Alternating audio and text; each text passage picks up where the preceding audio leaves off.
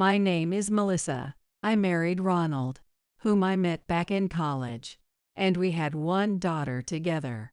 Our daughter, Sophia, was born prematurely, and when she was little, she often ran a fever, causing us to rush to the hospital frequently. Now in her late elementary school years, she's calmed down a lot, even joining a sports club, and she's become so active that I can finally breathe a little easier. But still, when she was born prematurely, I made a promise to myself. I'll protect her no matter what. No matter what happens to me, my job is to make sure she lives a happy life. I've lived by those words ever since. You know what? He always says, I'm the most important. Okay, I'm the one who supports you too. That's his excuse for just working and doing absolutely nothing at home. I'd sometimes complain to my college friends, who also knew Ronald. Really, he acts like he's such a big help around the house. Must be nice. Daniel actually helps out around your place, doesn't he? Well, maybe because I'm not exactly a pro at housekeeping, Sharon replied, with a shy little smile as she mentioned her husband, Daniel, who is also Ronald's best friend. Back in college, the four of us hung out all the time, and eventually, we ended up dating and later married. At first, we tried to keep it quiet in case things got awkward, but once we came clean, we found out the feelings were mutual. It's a great memory for us. Whenever I'd vent to Sharon about my marriage, she'd sometimes ask if I was considering a divorce, but I'd always say no. Well, my daughter's still young, and her health is fragile. Back then, she was still in her early elementary school years, and a few times each month, I'd get calls from school about her having a fever and needing to be picked up. Sharon was always there to listen to my marriage woes, and we continued our good relationship as friends, sometimes having outings with both our families. But in hindsight, I think I was the only one who thought things were fine. Unspoken resentments slowly began to twist the gears in our relationship until, eventually, it all fell apart. My frustration and mistrust toward Ronald really started after Sophia was born. With my family far away and no one around to lend a hand, Ronald just continued living his single life routine, unchanged, as though he wasn't a father now. He never took his vacation days for family time. Instead, he'd use them for his hobbies, without a second thought. I earn my vacation days. They're a right for people who work. Why should I waste them accommodating someone who doesn't even work? He said it with such casual indifference. And from that moment on, I never brought up vacation days again. And during those long nights when I was up all night nursing, exhausted and desperate for some sleep, he got up once to help, only to say something appalling. I can't feed her, so wake me when you're done. And then he just went back to bed. All I felt was sadness. I didn't even have the energy to argue. All I could manage to say was, fine, just go back to sleep in the other room. Looking back now, I think that was when the distance between us began to grow. When Sophia started kindergarten, she'd catch every little cold, bringing it home and getting sick more often. One day, as she got off the kindergarten bus, she didn't look her usual self. She was fine before getting on, but seemed to lose a bit of energy on the way. Maybe keep an eye on her. Her teacher knew about Sophia's health issues and always watched out for her. As the teacher predicted, once we got home, she began coughing. This might turn into a fever. It had been getting colder recently, and from past experiences, I knew what might come. So I asked Ronald, who'd just gotten home. She might run a fever. Nights are getting chilly, so if it spikes like before, we'll need to take her to urgent care. Could you avoid drinking beer tonight? Yeah. Got it. That's all he said before heading to take a bath. I don't have a driver's license. Usually, I get around by bike, But if Sophia were to spike a fever, I couldn't bear the thought of taking her out into the cold night air on a bicycle. Since Sophia wasn't feeling well, I decided to skip her bath. So when Ronald came out of his, I left Sophia watching TV in her pajamas and went in to take my turn. Wow, taking a bath alone feels like it's been ages. Even though I tried to relax, I hurried through, washing as quickly as I could, worried about Sophia. When I returned to the living room, there was Ronald, eating reheated food, a beer in his hand, chugging it down without a care. Ah, that's good. I work all day and hit the showers just for this. This beer is why I do it. Why? I felt as though maybe I'd just forgotten to tell him, wanting to escape reality for a moment. Huh, what's up? Why are you drinking? I told you Sophia might run a fever. So don't drink so you can drive us if we need to. You know, sometimes when people are deeply disappointed, they can't even cry. Inside, I was screaming, but no tears came. To Ronald, my look of despair must have just looked like anger. What? It's only one drink, right? And she might not even get a fever. Were you even listening to me? I suck up to my boss. Cheer on my juniors. This beer is my reward for all that. The way he so casually justified himself just drained something out of me. And as expected, that night Sophia came down with a high fever. As she struggled in my arms, I, without a driver's license, tried calling a taxi service, but all their cars were out. Since our house was near a busy street, they suggested I might be able to flag one down faster myself. So I bundled Sophia up, ran outside, managed to hail a cab, then hurried back to the house, grabbed our things, and got her inside. The whole time, Ronald was passed out on the sofa in front of the TV, 2 empty beer cans beside him, never once even glancing our way. As Sophia reached late elementary school, her health issues became less frequent, and I was able to start working again.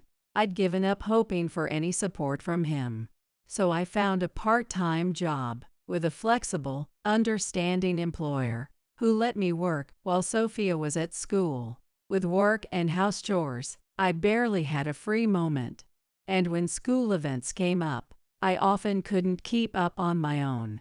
It left me running around nonstop, even on weekends. I was exhausted and once asked Ronald if he could help out a bit on his day off, but he flatly refused. Ever since I started working, Ronald had taken up golf, saying it was a hobby that benefited his work. At first, he said it was boring, purely for business, but now he was heading out on his days off too, calling it practice for business outings. Dishes? No way. I could cut my hand on a broken plate. And then what? What if I can't make it to my competition? Are you willing to take that risk? I'd lose money. Fine, but can't you at least take Sophia to the park? Did you hear me? I don't want to risk getting injured. Are you even listening? I wanted to point out how ridiculous it was to claim a trip to the park could somehow injure him, but after exchanges like this, I'd just stopped asking Ronald for anything altogether. Between my weekday job, the house chores, and child care, my exhaustion kept mounting. Around that time, a reunion invitation arrived from our college. It was addressed to both of us, of course. I decided on the spot not to attend, and judging by Ronald's reaction, he'd decided on the spot to go. It's the reunion. I'm going, but don't you even think about it. I wasn't planning to go, but the way you're saying it is strange. What's with you? His tone made my irritation obvious, so I couldn't help but respond that way. Look in the mirror. I mean, seriously, introducing you as my wife would be some kind of punishment for me. He sneered at me, a mocking grin on his face. If I'd become worn out, if I'd lost my charm as a woman, he was just as much to blame. But still, he spoke with such condescension, and I didn't understand why. At that moment, I was sure of it, there'd be no bridging the gap between us ever again. And on the night of the reunion, Ronald came home at dawn. He looked startled to find me awake, but just muttered loudly to himself as he headed for the bath. Missed the last train, slept at an internet cafe, so I'm all stiff. I'll take a bath to freshen up. He disappeared toward the bathroom, leaving behind a faint scent of soap in the living room. Looking at the shirt he'd tossed into the laundry, I noticed a faint trace of foundation and lipstick. At that moment, I didn't feel any shock or sadness. Oh, so he doesn't disappoint me. That was all I thought, just quietly to myself. By then, maybe I'd already started to lose my sanity. After that, it became blatantly obvious he'd have late work nights during the week, and on weekends, he'd be out practicing for golf competitions. His indifference was so flagrant that I started wondering if he was waiting for the right moment to ask for a divorce. Still, I dreaded the idea of him springing it on me and making things unbearable for Sophia and me. I even checked his phone a few times while he was asleep or in the shower, but I didn't find any real proof. Then one day, Ronald mentioned he'd be going on a trip with his golf buddies. And honestly, there was no point arguing. He'd go regardless of what I said. It was just another one of Ronald's decisions, relayed to me like a simple report. After so many years of solo parenting, I felt neither doubt nor anger about him being gone. In fact, I almost welcomed it, as it meant one less meal to prepare. By this point, I fully understood the phrase, husband healthy and away. And that's just fine by me. Still, on a hunch, I'd made some preparations ahead of time. Dad, make sure you bring me back a nice souvenir. And it better be something with good taste. Oh, of course. But only if you listen to Mom and behave yourself, Ronald replied, patting Sophia's head. I wondered, if I looked at this scene without thinking, would it look like a happy family? If I just stopped thinking altogether, maybe I could keep up this life. I mused, watching Ronald head out. But that thought was soon shattered. While Sophia and I were watching TV, the phone rang. This is the hospital. Is this Mr. Thomas's family? Yes. The voice on the other end informed me that Ronald had been in an accident. His life had been saved, but he was still unconscious. I debated what to do, but since he was alive, I left Sophia with some mom friends and headed to the hospital. The doctor mentioned Ronald hadn't been alone. There was a woman with him, which is why I hadn't wanted Sophia to see him.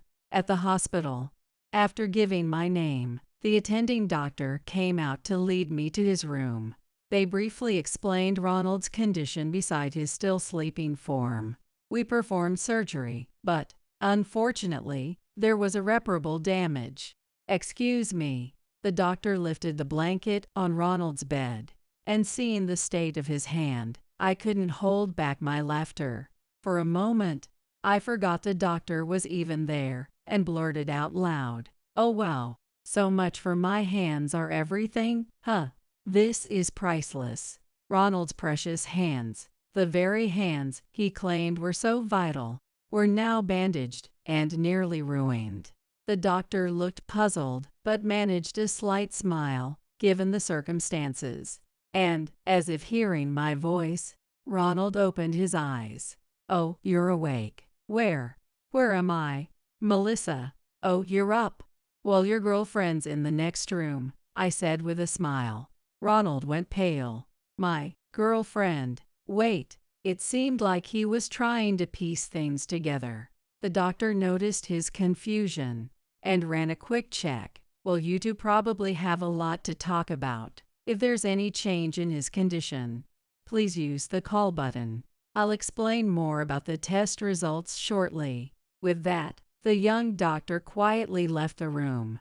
"You laughed at my hands, didn't you? You're a heartless monster." "Oh, really? You're calling me a heartless monster? Or are you talking about yourself?" I pulled out my phone and showed him a photo. "Where did you get that?" In the picture, Ronald was holding hands with another woman, both looking rather cozy. They must have felt liberated, considering they were far from home. "Did you really think I wouldn't notice, even with all those flashy displays?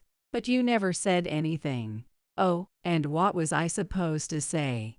Should I have asked, 'Are you cheating with Sharon, my friend and your best friend's wife?' No, I. If it had been some young woman from work, maybe I wouldn't have cared. My feelings for Ronald had faded so much that I probably wouldn't have felt a thing. But since the other woman was my friend, it was different. It wasn't just Ronald's betrayal, it was the betrayal of a friend, hitting me with double the pain. The photo was from a private investigator. I'd suspected Sharon all along, but hadn't found concrete proof until now. So when Ronald mentioned this business trip for a night, I decided it was time to confirm my suspicions, and hired a professional. I figured out it was Sharon pretty early on. Do you know why? Because Daniel came to me for advice. Daniel did. Why Sharon? You could have picked any woman, but her. Did you even think about our daughter?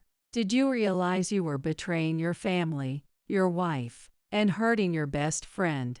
As I spoke, Ronald's face grew even paler, as if he was only just realizing the full weight of his actions. No tears. I'd come here resolved not to cry. Looking Ronald straight in the eyes, I finally said the words I'd been holding back. "I want a divorce. You're going to pay child support and alimony. Take responsibility for this." All right, maybe my words had finally gotten through to him because he didn't resist. "I've already calculated the financials." "Understood. Will I be able to see our daughter?" "If she wants to see you, I won't stop her. But remember, you lost both the right to be my husband and to be her father." "I understand. You're the one who took her father from her and broke this family." In that moment, as I was trying to make sense of my own feelings, wondering if maybe I should have looked away or tried harder, I said these words, not just to him but also to myself. Then I left the room. I didn't look back. As I exited, there stood Daniel, with the same understanding in his eyes. "Well done, Melissa. Thanks for your support." We could have each gone into those hospital rooms, venting our anger on our spouses, but both of us chose not to. When tears started to well up in my eyes, Daniel put his cap on my head. We had been comrades in this ordeal for months. Both of us had noticed increasingly suspicious behavior from our spouses after the college reunion, and felt troubled. Sharon had even used me as an excuse on some outings, saying she was with me, which led Daniel to reach out and confirm. That's how we discovered that the days Ronald claimed to be out matched up with Sharon's supposed outings. At first, we both wanted to believe it was a mistake, or, at the very least, that it was someone else.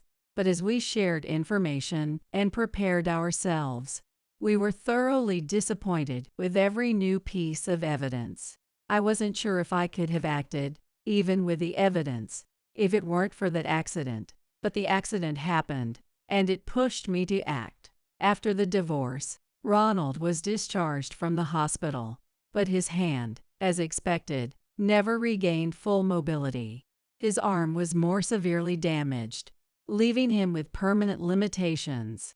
Since his dominant wrist couldn't function well, he could no longer play golf, a hobby he'd used for work connections, and struggled with basic computer tasks, affecting his job. The stress of his physical limitations led him to lash out, shouting at a junior who'd offered to help. His company tried to keep him on as part of a disability accommodation, but after a few incidents, Ronald opted to leave, formally resigning. He moved in with his parents afterward, but his stress-induced outbursts became too much for them. They eventually sold their home, giving him a sum of money. and moved into a retirement facility. Now no one really knows where Ronald is. Despite everything, he still sends Sophia the agreed-upon child support payments. As for Sharon, she resisted fiercely when Daniel filed for divorce. You're both working adults, no kids, and you cheat. There's no reason for us to stay married. And I won't be with someone who goes after her friend's husband. After that, she finally settled down. They divorced, and since Sharon had been frequently leaving work early or taking days off to meet Ronald, her contract at work wasn't renewed this term. Once seen as a stunning, polished professional, Sharon had now lost her job, lost Ronald, and, being relatively strict, her parents disowned her as well. Initially, she'd bounced between the homes of old college friends and local acquaintances, but news of her betrayal spread quickly, leaving her with nowhere to stay.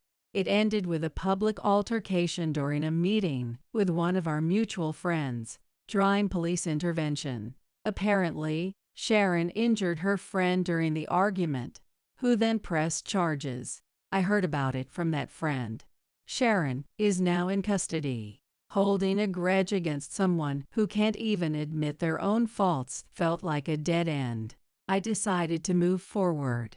I considered moving back to my hometown, but rather than relying on my aging parents, I chose to stay in the city where there's ample single-parent support. Now I'll have to work harder than ever. I spend less time with Sophia than before, but maybe because she sees me smiling more, she smiles even more than she used to. I want to keep protecting a future where both of us can keep smiling. Hey, where are you? Feeling a surge of confusion, I call my husband, Paul. I'm at the hotel with Mom. Why are you even asking? Mom's about to go to bed, so stop calling. This is my domineering husband for you. And on top of that, he's lying about this. It's honestly awful. But if he keeps treating people poorly like this, it'll catch up to him eventually. Maybe this is the chance for him to finally change his attitude. My name is Margaret, 33 years old. I work as a television video editor. Until recently, I used to commute, putting in long hours at the office. But thanks to a new company policy, I've been able to work remotely.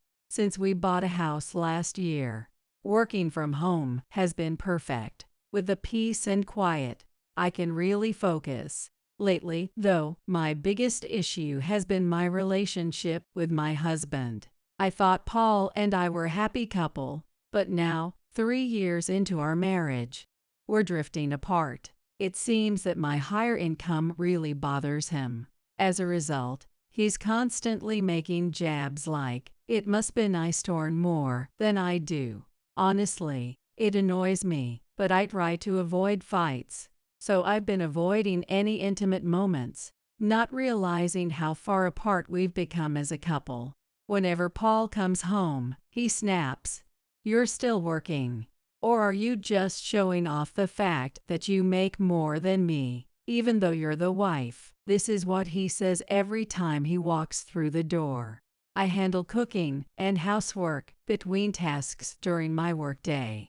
So when Paul gets home, everything is already taken care of. But somehow, he just can't stand me working from home. When I get home, you better be out here, ready to greet me. Have my bath and a cold beer waiting. Paul erupts with anger, but I always greet him when he comes in. And as I mentioned, his bath, beer, and snacks are all ready. If I point this out, he just gets angrier. Stop reacting to everything I say. Are you mocking me too? Mocking me too? That's a clear sign he's had a bad day at work. The reason he's turned into a tyrant started with an incident at work where he made a mistake and his boss chewed him out. Apparently, he doesn't get along with his boss, which has hurt his chances for a promotion. So I'm basically his outlet for all this stress. A woman who works like you, making more than her husband, "You're seriously messed up." Not only does he insult me, but he also throws around sexist comments that make me even more irritated. But before we got married, or even early in our marriage, Paul was kind and supportive of my work. I'm so proud to have a girlfriend who does video editing. Since I make less than Margaret, I want to help out around the house. The caring, proud husband I once knew is gone. Now, all that's left in our home is a tyrannical, domineering husband. There have been times when the thought of divorce has crossed my mind, but we just bought this house, and it's not an easy decision to make. More than anything, I remember how kind Paul used to be. I don't want to lose someone I once loved through divorce, so I hope to avoid it if I can. So here I am, trying to restore what we once had. If something's bothering you, I'm here to listen. Come on, have a beer, and let's lift your spirits. But instead of calming down, he snapped and threw the beer all over me. I'm done. I can't take this anymore. In that moment, for the first time, I seriously started thinking about divorce. It's been a week since I seriously began considering leaving Paul.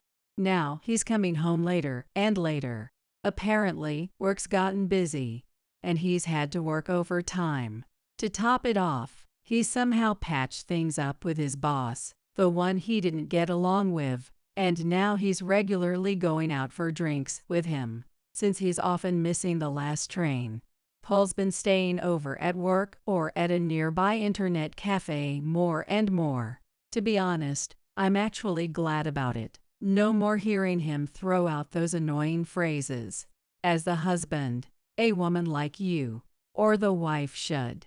Not hearing any of that is a huge relief. I'm getting more work done, and I'm actually making more money now. Of course, if he finds out about that, he'll probably flip out again. I think this as I work late into the night. Then I get a message from Paul on WhatsApp. My business trip is confirmed for next week. I'll be out of town for a month. Fine, go on your business trip, or wherever you want. That's how I really feel. Honestly, I don't even want to see him right now. As I'm thinking this, another message comes through. I'll be staying at a hotel with Mom. Mom, why? I reply. Why are you staying at a hotel with Susan? Then my phone rings. Why can't you just understand things on your own? You're earning more than me but can't figure this out. Paul immediately starts berating me when I pick up. Not wanting to deal with him, I ask again why he's staying with his mom. Mom loves to travel solo, doesn't she? Paul's mother, Susan, took care of Paul's dad until he passed away. And since then, she's been traveling around, making up for lost time. It turns out Susan's next destination just happens to be the same place as Paul's business trip. Since we're both going to the same place, I thought we could do some sightseeing together after my work's done and stay at the same hotel. I want to spend some time with her. Apparently, he's already informed his company and received their approval. Well, if the company's fine with it, then go ahead. He was ecstatic when I said that. For the entire week leading up to the trip, Paul was in a strangely cheerful mood. Is he really that excited to see Susan during his trip? Oh well, it's better than him taking out his bad moods on me. With that thought, I didn't worry much about it. A week later, Paul left for his business trip. I'd been looking forward to this, a chance to work without any complaints or interruptions. One of the reasons for my anticipation was an invitation from my coworkers for drinks the day after Paul left. My company has offices not only in New York, but also in other major cities, so we gather a few times a year. But since we're constantly connecting online, even the people I'm meeting for the first time feel like colleagues I've known for years. But ever since I got married, I've been turning down invitations. Drinks. From the wife. Seriously, Paul always made a fuss about it, but he's out on his trip, and he's been out drinking himself. So why not? For once, I decide to join and go out for a night. To my surprise, the gathering was taking place in the same city where Paul had his business trip. I knew employees were coming from all over the country, and it wasn't close by. But what were the chances it'd be the same place? Still, I doubt I'll run into Paul or Susan. And there's no way I'd tell Paul. If he suggested the three of us meet up, it'd only add stress. I feel bad for Susan, who's done nothing wrong, but I decided to keep this little trip a secret. I even booked a hotel to arrive the day before and make the most of it. When I got to the station, I felt a rush of excitement. Working remotely all the time, I rarely even see my colleagues in person. I'd been living like a hermit, so I was really looking forward to this night out. As I reveled in the excitement, someone tapped my shoulder. Who could it be? Maybe one of my colleagues. I turned around and Susan. It was Susan standing there, and she had loads of luggage with her. It's been a while. I never imagined I'd see you here. It was 9 p.m. Why was she out this late, and with so much luggage? I asked, and she said she was just on her way back. I assumed she'd be heading back before Paul, so I casually asked. Then she said something shocking. Paul, why would he be coming back? Weren't you sightseeing together and staying at the same hotel? Panic set in. Susan seemed to catch on and tried to calm me down. I had no idea what was going on. I decided to call Paul to find out. What is it at this hour? I was just about to go to bed. He sounded annoyed. It's typical Paul. Hey, where are you right now? I could tell from his voice that he hesitated a little. I'm at the hotel with Mom. Why are you asking? Mom's about to sleep, so don't call again. He rushed through his words and abruptly hung up. Was he lying? Why? What's going on?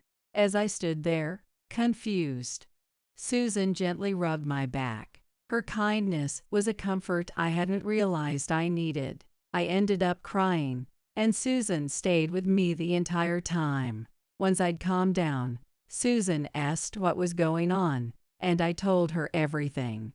With my emotions overflowing, I let it all out, explaining Paul's recent behavior.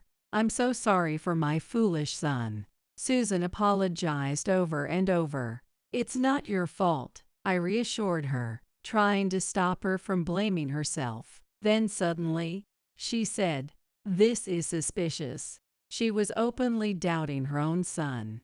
Men, you know, when they're up to no good, tend to lie poorly. It seems Susan had her own experiences, but that's a story for another day.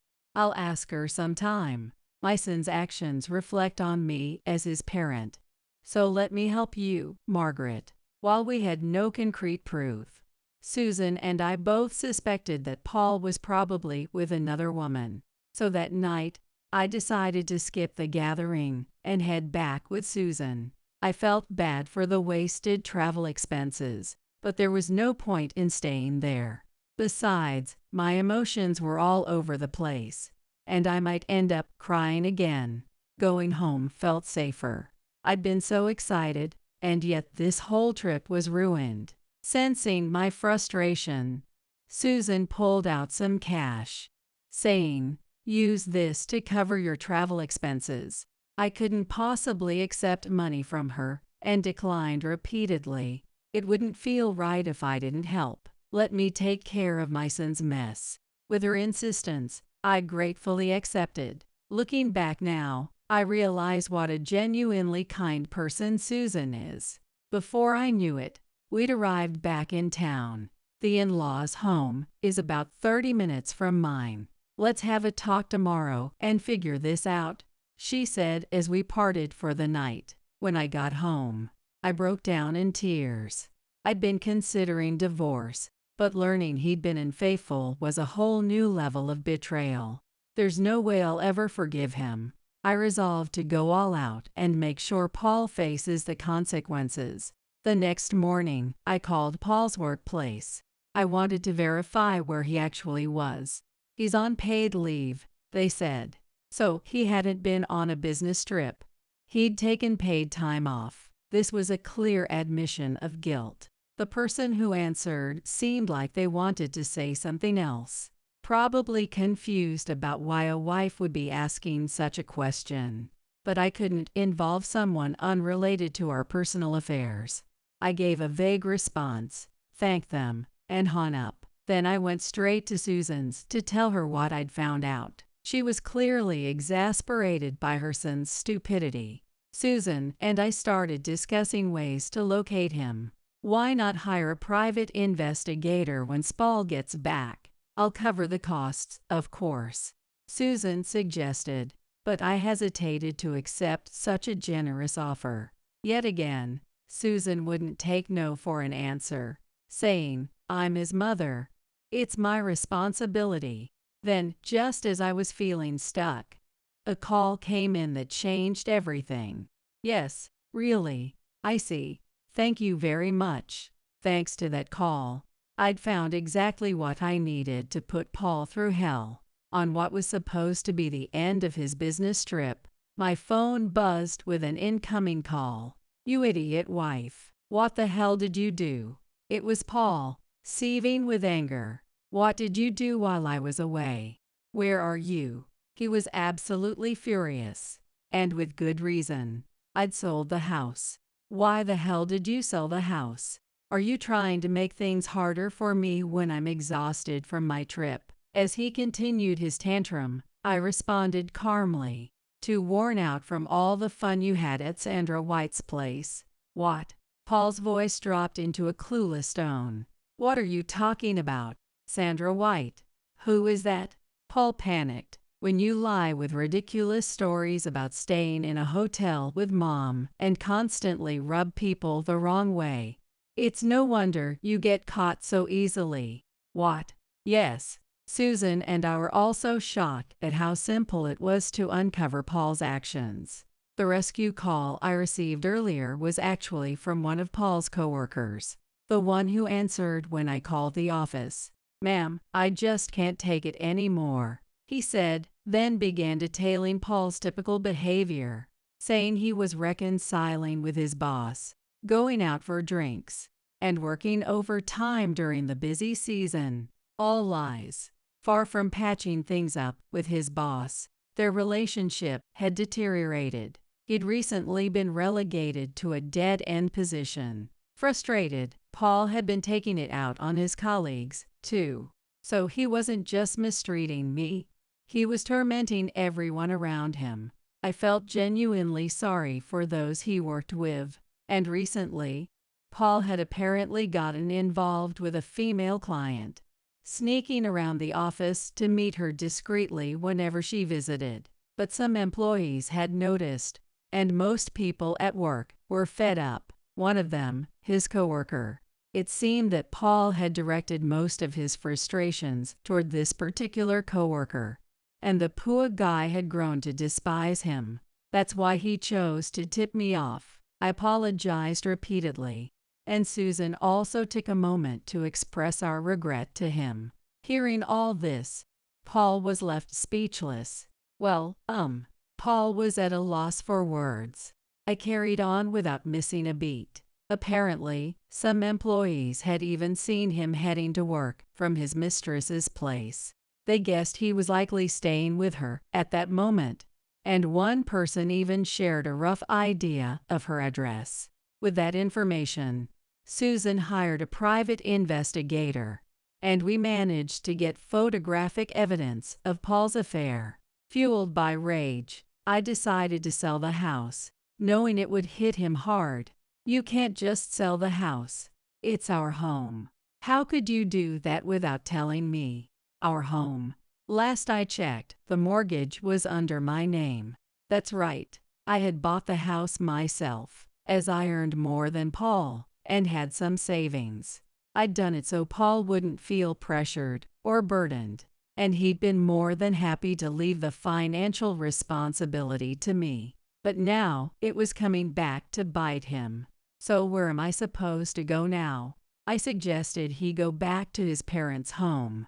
But you've involved Mom in all of this, right? I can't go back like this. When I relayed Susan's message, come home, you've got a lot of explaining to do. Paul flat out refused to go back. Was he incapable of taking responsibility for his actions? My affair is your fault. You made more money than me, crushed my confidence as a man. So I found someone who's nicer, prettier, and makes less than I do. And you had to go off the rails and sell our house. Just get over yourself. Just as he was suddenly explaining why he cheated, he snapped at me, spewing nonsense. I didn't know what to say. As I sat there, exasperated, I heard Paul suddenly shout, "Wait! Whoa! Hold on!" Paul suddenly started shouting. It seemed that Susan had arrived.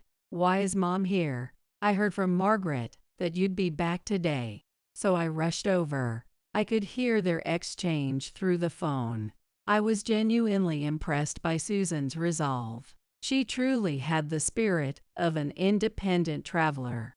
She took Paul back home and spent about 3 hours scolding him. After the lecture, Paul called me, crying. "I'm so sorry. I agreed to the divorce. I'll pay the alimony.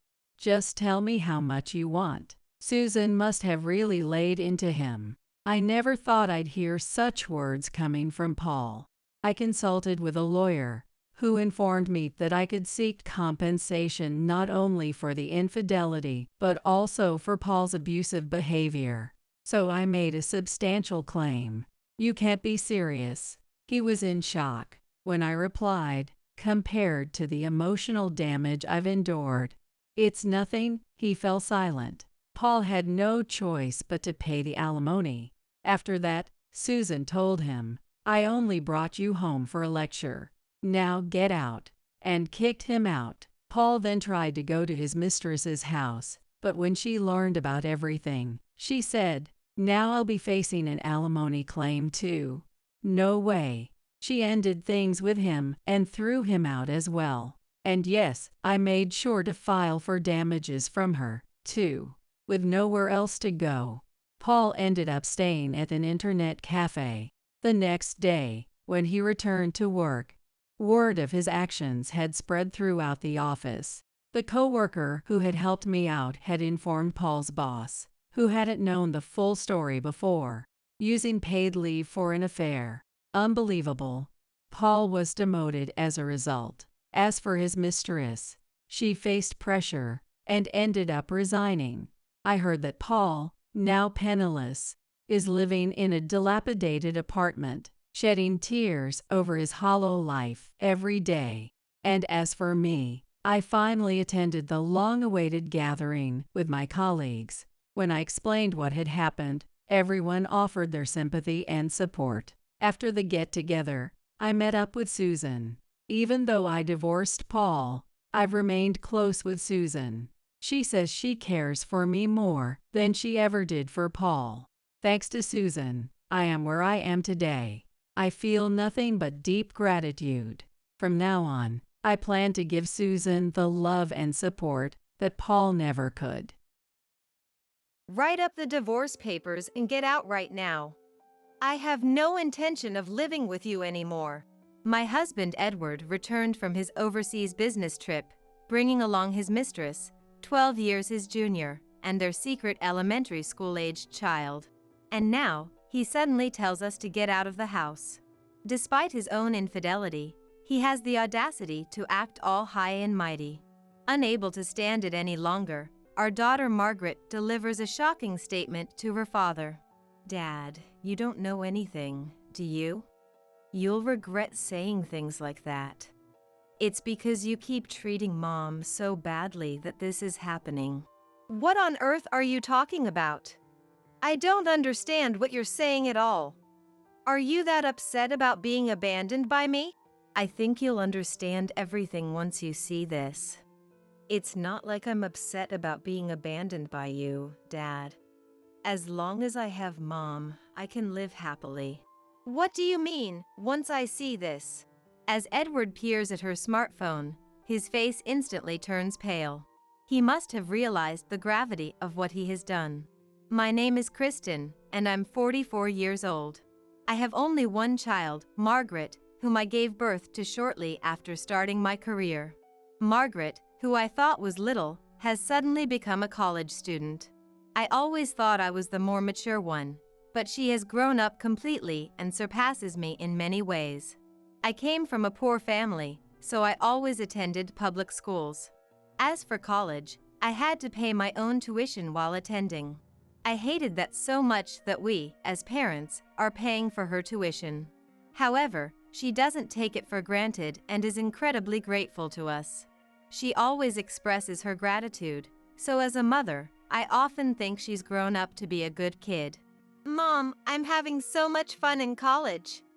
I didn't think it would be such an enjoyable place, so I'm really happy. Thank you for letting me go to college even though the tuition is high. I'm happiest when you're enjoying yourself, Margaret. I know there will be hard times along with the fun, but do your best. If anything happens, you can always come to me. I think it's such a luxury to be able to study. Since you're paying for my tuition, I'll work hard at studying too. I've decided to get a good job and be a filial daughter. When did you become a child who could say such things? I'm so glad you've grown up to be such a good kid, Margaret. We should thank Dad too for paying your tuition. Of course I'm grateful to Dad too, but Mom is number one. You work and do all the housework, which I think is really amazing. Dad doesn't do any housework at all, which I think is terrible. I do wish he would do a little housework. But Dad works hard at his job, so it's hard for me to say anything. But I do think things can't go on like this. Edward travels frequently for work, both domestically and internationally, and does practically no housework. Of course, he earns a good income because of all the business trips, but I wish he would spend a little more time with us. Money is important, but when we spend so little time together, I start to wonder what we got married for. It's no exaggeration to say that I raised her almost entirely on my own until she became a college student. So Margaret isn't attached to Edward at all, and in fact, dislikes him for neglecting our family. I want us to be a happy family, so I do wish they would get along, but he's away from home so much that I feel it can't be helped. Why does Dad go on so many business trips? He's been going on trips all the time since I was little. Is he always busy? I don't feel like he values his family. Please don't say such lonely things, Margaret. Dad is working hard for us too. It's because he works so hard that you can go to college. Of course I know that, and I'm grateful, but I do think he's away from home too much. He's not home for more than half the year, and even when he is home, he doesn't even talk to us. He used to talk to us in the past, but lately I feel like he's always on his smartphone. I wonder why he's become like that. I noticed when Margaret pointed it out, but Edward has been acting a bit strange lately. Even when we try to talk to him, he ignores us and is constantly on his smartphone. He's barely home, and even during that time, he won't have a conversation with us, so I really don't know if there's any point in being together. Apparently, she was also concerned about that. It's understandable for her to feel that way when her own father won't talk to her at all. I didn't want Margaret to feel stressed, so I decided to talk to Edward when he got home. Hey, you haven't been talking to us at all lately. What's going on? You seem to be on your smartphone all the time, and I'm worried about what you're doing. That's none of your business, is it? It's up to me what I do on my smartphone. I'm not inconveniencing you, so it should be fine. I know you're busy with work, but I wish you would value your time with family a little more. Margaret seems to feel the same way I do. We're talking right now, aren't we? We're not newlyweds anymore, so of course we won't talk that much. Margaret should just get a boyfriend and move out. Why are you saying such lonely things? We're family, so let's get along better. I understand that you're busy with work and tired, but If you understand that I'm tired, then don't talk to me. I don't want to waste energy having conversations all the time. I'm the one earning money, so I don't deserve to be complained at by anyone. I get it, but you've changed. You were so kind when we got married. You always put Margaret first. People change over time. She is an adult now, so she should become independent from her parents. Why don't you try letting go of her a little? I think it's fine since she's still a student. I'll talk to her about it. I mustered up the courage to talk to him, but Edward shows no signs of changing at all. Instead, he got angry at me for interfering.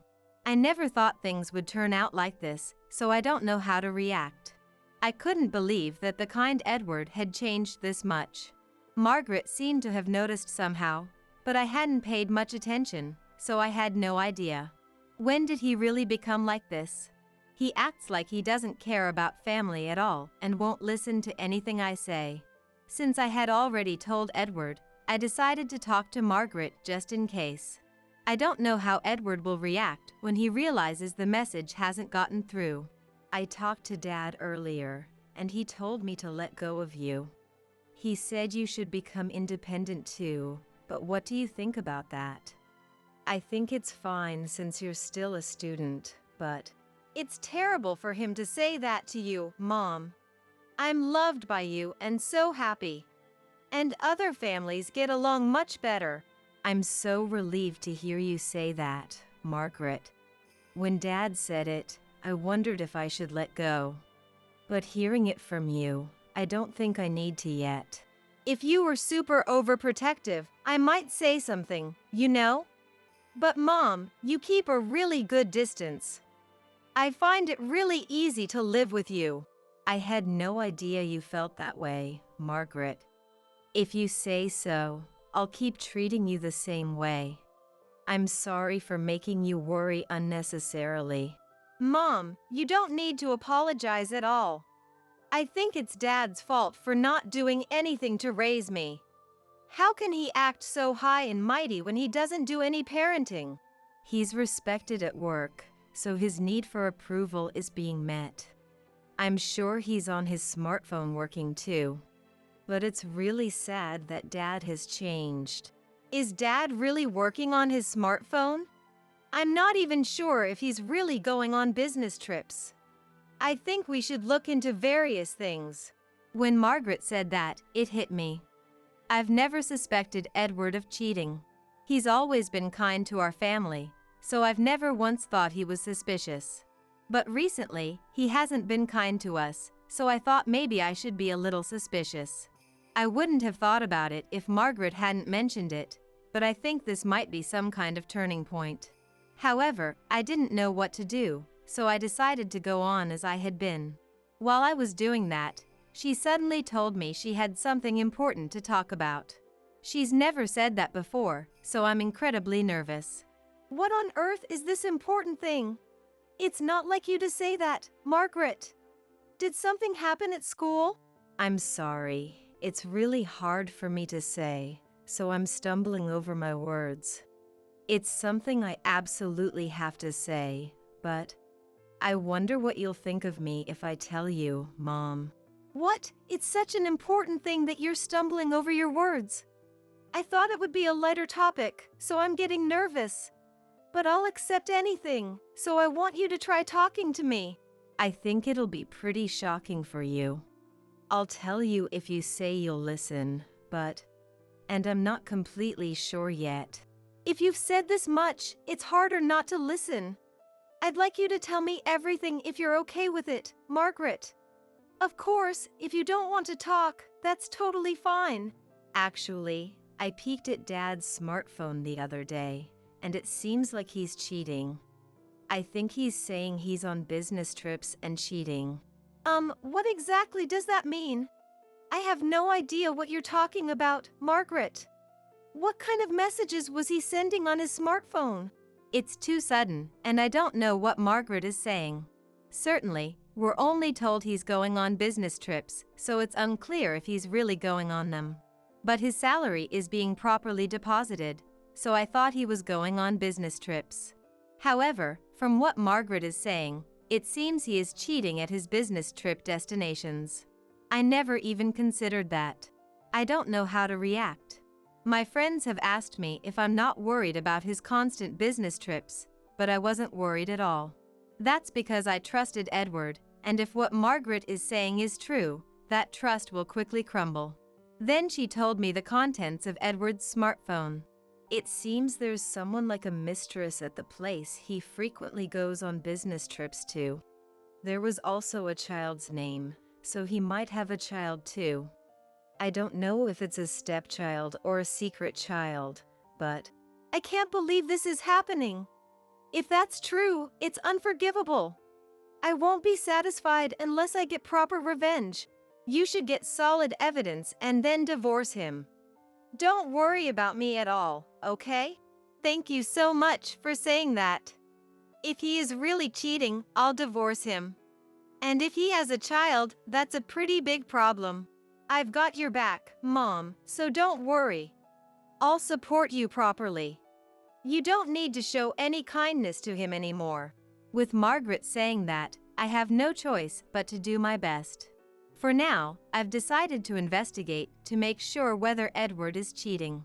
The investigation is a simple one. I'll check his smartphone while he's sleeping to see who he's in contact with. I thought if I saw the name of the person he's cheating with and the content of the messages, I'd also find out about the child. When I told Margaret about it, she said she'd cooperate. She knows more about smartphones, so I'm very grateful for her help. I decided to take responsibility if anything happens and try to investigate the affair. However, when I picked up the smartphone, there was a passcode on it and I couldn't see the contents. Then she said some comforting words. I peeked when he was on his smartphone the other day, so I know his smartphone passcode. He probably let his guard down thinking you wouldn't find out, Mom. I had no idea you'd go that far for me, Margaret. I never could have done it on my own, so that's a relief. But I'm nervous to look at the contents of the smartphone. Normally, I don't think it'd be nerve-wracking at all. I mean, you're just looking at the contents of a family member's smartphone. In a typical household, there shouldn't be anything you wouldn't want seen.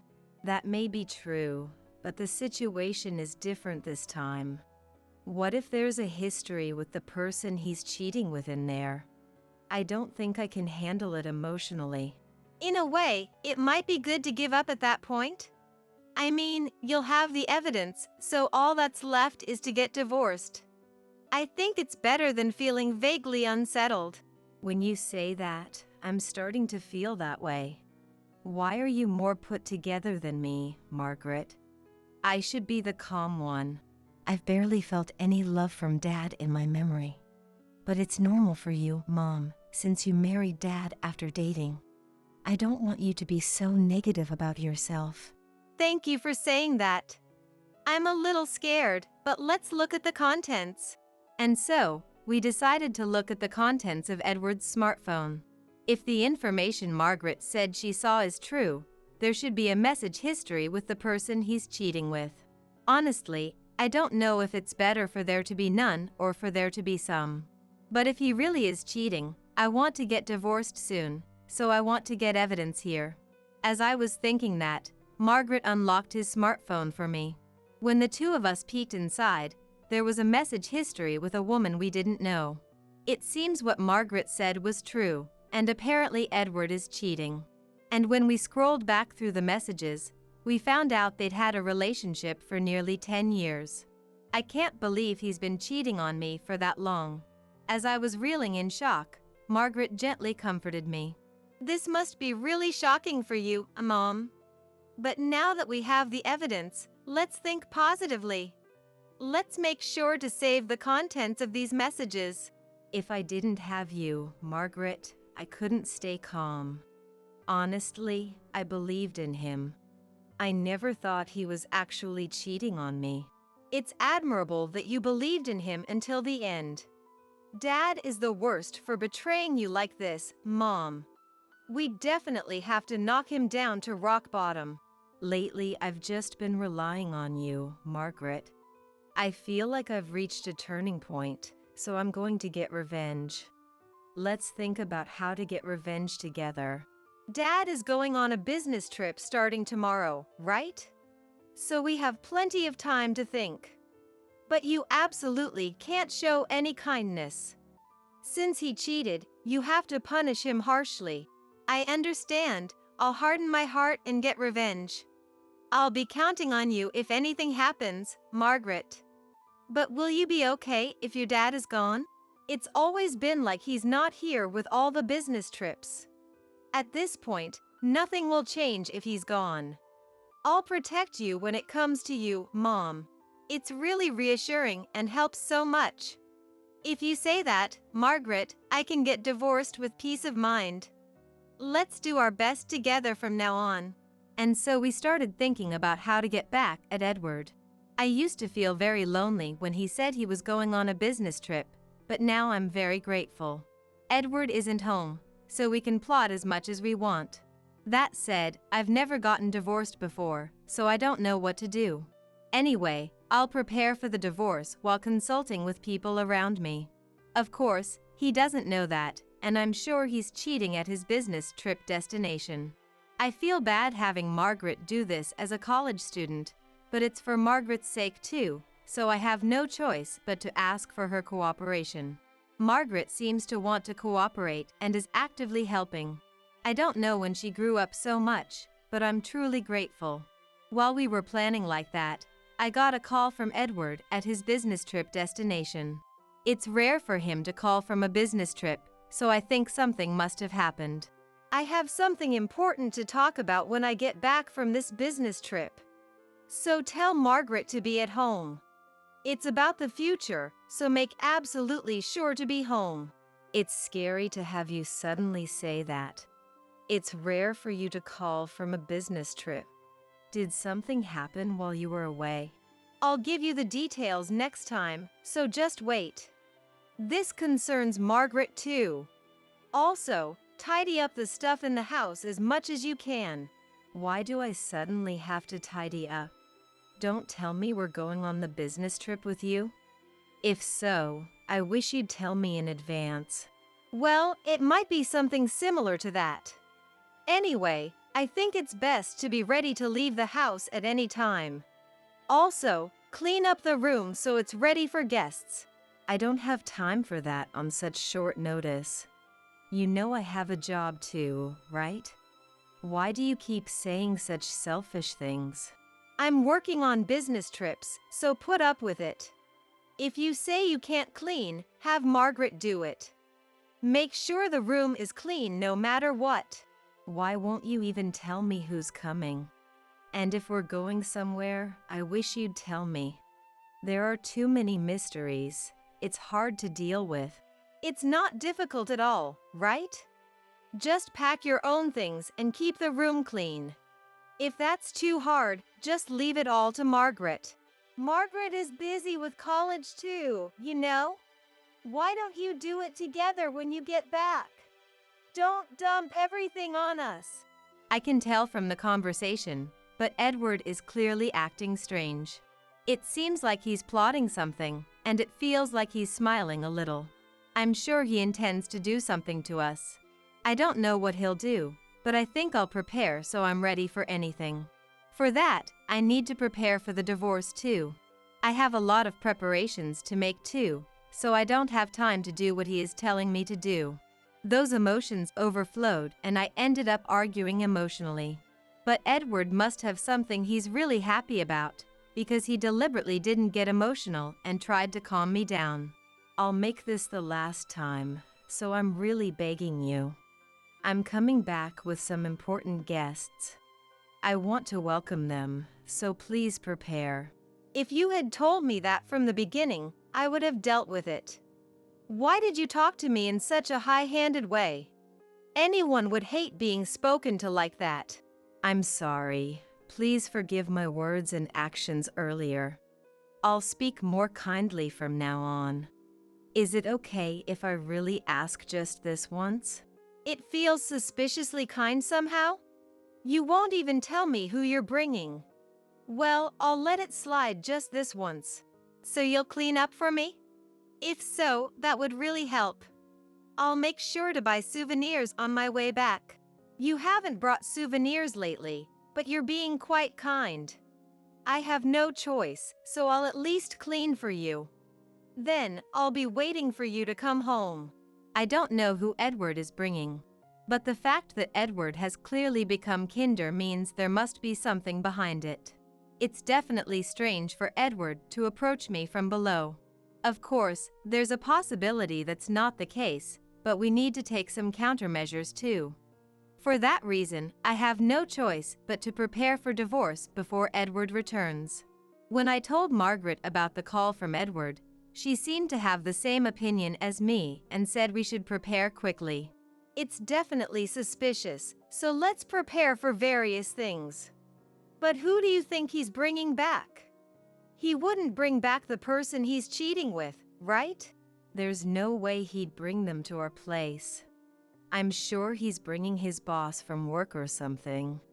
He did say he wanted the room cleaned. You're right, there's no way he'd bring them to our place. That would be like admitting he's cheating. But let's be prepared for anything. I'm so glad I have you on my side, Margaret. If you weren't here, I'd really be struggling. I'm so glad I can be on your side, Mom. I'm sure there will be more hard times ahead, but let's do our best together. Anyway, let's strategize against him. And so Margaret and I started preparing together. Even while preparing, we kept discussing the future. Since we plan to divorce Edward, it's natural for the conversation to go that way. I think Margaret is anxious about what we'll do going forward, so I want to reassure her as much as I can as a mother. For that, I have to do what I need to do properly. I think it will be quite difficult, but I believe we can be happier than we are now. For a slightly happier life in the future, we have no choice but to do our best now. As I was thinking that, Edward came back a day earlier than planned. That's never happened before, so I'm quite surprised. When I went to greet him, for some reason there was a woman holding a child next to Edward. Who is the woman next to you? I don't think we've met. I'm sorry if it's someone I've met before. I'm sorry for the sudden notice, but write up the divorce papers and leave. This is my new wife and child. We'll be living in this house together from now on, so you two live somewhere else. Edward looks incredibly satisfied. I think he's been waiting for this moment. But Margaret couldn't take it anymore and pointed out the problem to Edward. Dad, you don't know anything. You're the one who will regret saying that. This is happening because you keep treating Mom terribly. What on earth are you talking about? I don't understand what you're saying. Are you that bitter about being abandoned by me? I think you'll understand everything when you see this. It's not like I'm bitter about being abandoned by you, Dad. As long as I have Mom, I can live happily. What do you mean, when I see this? As Edward said that and peeked at Margaret's smartphone, his face instantly turned pale. He must have seen the contents of the messages Margaret showed him and couldn't hide his surprise. Those messages were the ones Edward had with the person he was cheating with, transferred to Margaret's smartphone. In other words, it's proof that we had realized he was cheating all along. If he was shown something like that, of course he wouldn't be able to hide his surprise. Why do you have those messages? When did you find those messages? Unfortunately, I noticed the cheating a little while ago. So I'm not surprised to be told you're cheating. If anything, I'm wondering why you're telling me now of all times. I know you have been cheating for 10 years. And I knew he had a child with the person he's cheating with too. I can't believe you do that behind our backs. Well, if you knew, I told you to pack your things, right? Get out of this house right now, and thanks for cleaning up. The child is still young, so I thought it'd be better if it was clean. You didn't show any consideration for us at all. But you're being so kind to your child with the person you cheated with. You've really changed. I don't care about that. Just get out already. I'm going to live a happy life in this house from now on. You're in the way, so disappear from my sight right now. Sorry, but you can't live in this house. I feel bad for the child, but it's your fault for cheating. What do you mean I can't live in this house? I won't stand for that. I will absolutely be happy in this house. Edward seems quite shaken, perhaps because he can't come to terms with the situation. He's probably in a rush because he thought everything would go according to his plan. I'm sure he bragged to the person he was cheating with that he had a house. It's true this is Edward's house, but it's not his property alone. So as long as he was cheating, we can't hand over this house. I have solid evidence of the cheating, so I've decided to get compensation. And you have no savings at all, so you can't pay, right? So instead, I've decided to take this house as compensation. No way! It makes no sense to bring a new person before divorcing. No matter how you look at it, you should have known it would turn out like this, right? Were you too selfish to realize it? I guess you're right. He seemed to have realized everything and collapsed to his knees. He probably thought everything would go his way because we always did what he said. In the end, I didn't hand the house over to Edward and took it as compensation. Apparently, he had really appealed to the fact that he had a house, and when he told the person he cheated with and their child that the house was gone, they ran away. I thought the person he cheated with was after money, but Edward says he had no idea. I didn't think he was such a pathetic person, so I'm despairing at my lack of judgment. That said, there's no point in saying that now, so I'm going to try to live positively from now on. And while Margaret and I were moving on, Edward suddenly showed up at the house. He hadn't contacted us at all, so I didn't know why he came, but I decided to deal with it anyway. We're already divorced, so why did you come here? I have nothing more to say to you, so please go somewhere else quickly. If you stay here any longer, I'll have to take appropriate action. You don't have to say such harsh things. We were originally husband and wife, so why don't we start over? I think that would make Margaret feel more at ease too. I don't think of you as a father anymore. Don't get involved in our lives anymore. I don't know anyone who would cheat and abandon their family. Why are you saying such cold things too, Margaret? I'm the only father in the world that Margaret has. I definitely think it would be more fun to live together as a family. If you really keep clinging to us any longer, I'll call the police. If you don't like that, then please disappear from our sight quickly. And never show yourself in front of us again. I see. I understand. It would be bad if the police were called, so I'll go home. With that, Edward went back to his own home. It seems that being abandoned by everyone has made him feel incredibly lonely all at once. From what I've heard from acquaintances, Edward is struggling quite a bit with paying compensation and child support, but I think it's his own fault. That said, I don't understand the nerve of him to betray us like that and then take such actions. I've decided to live happily with just Margaret and I from now on, so I've resolved not to compromise with him. It seems Margaret feels the same way as me and doesn't need a father. Hearing that truly puts me at ease. From now on, I want to live supporting each other, just two of us. I emerged from the shadow of the telephone pole, noticing a woman holding a long metal rod in her hand. The rod glistened in the setting sun, and my feet were frozen in fear. The woman raised the rod and screamed at me. If only you didn't exist! I turned my back and desperately ran away, but I don't remember much after that. All I recall is a strong impact on my head and the feeling of the hard ground as I collapsed. When I came to, I found myself lying on a hospital bed, with an elderly doctor peering down at me. The treatment seemed to be over, and the doctor was calm. When I asked where I was, the doctor told me the name of the hospital. That was convenient. It was the hospital where my husband, Jack, worked. I told the doctor my husband's name and pleaded, "I'm his wife." Please call my husband." However, the doctor replied, "There's no such person here by that name." No such person? What does that mean?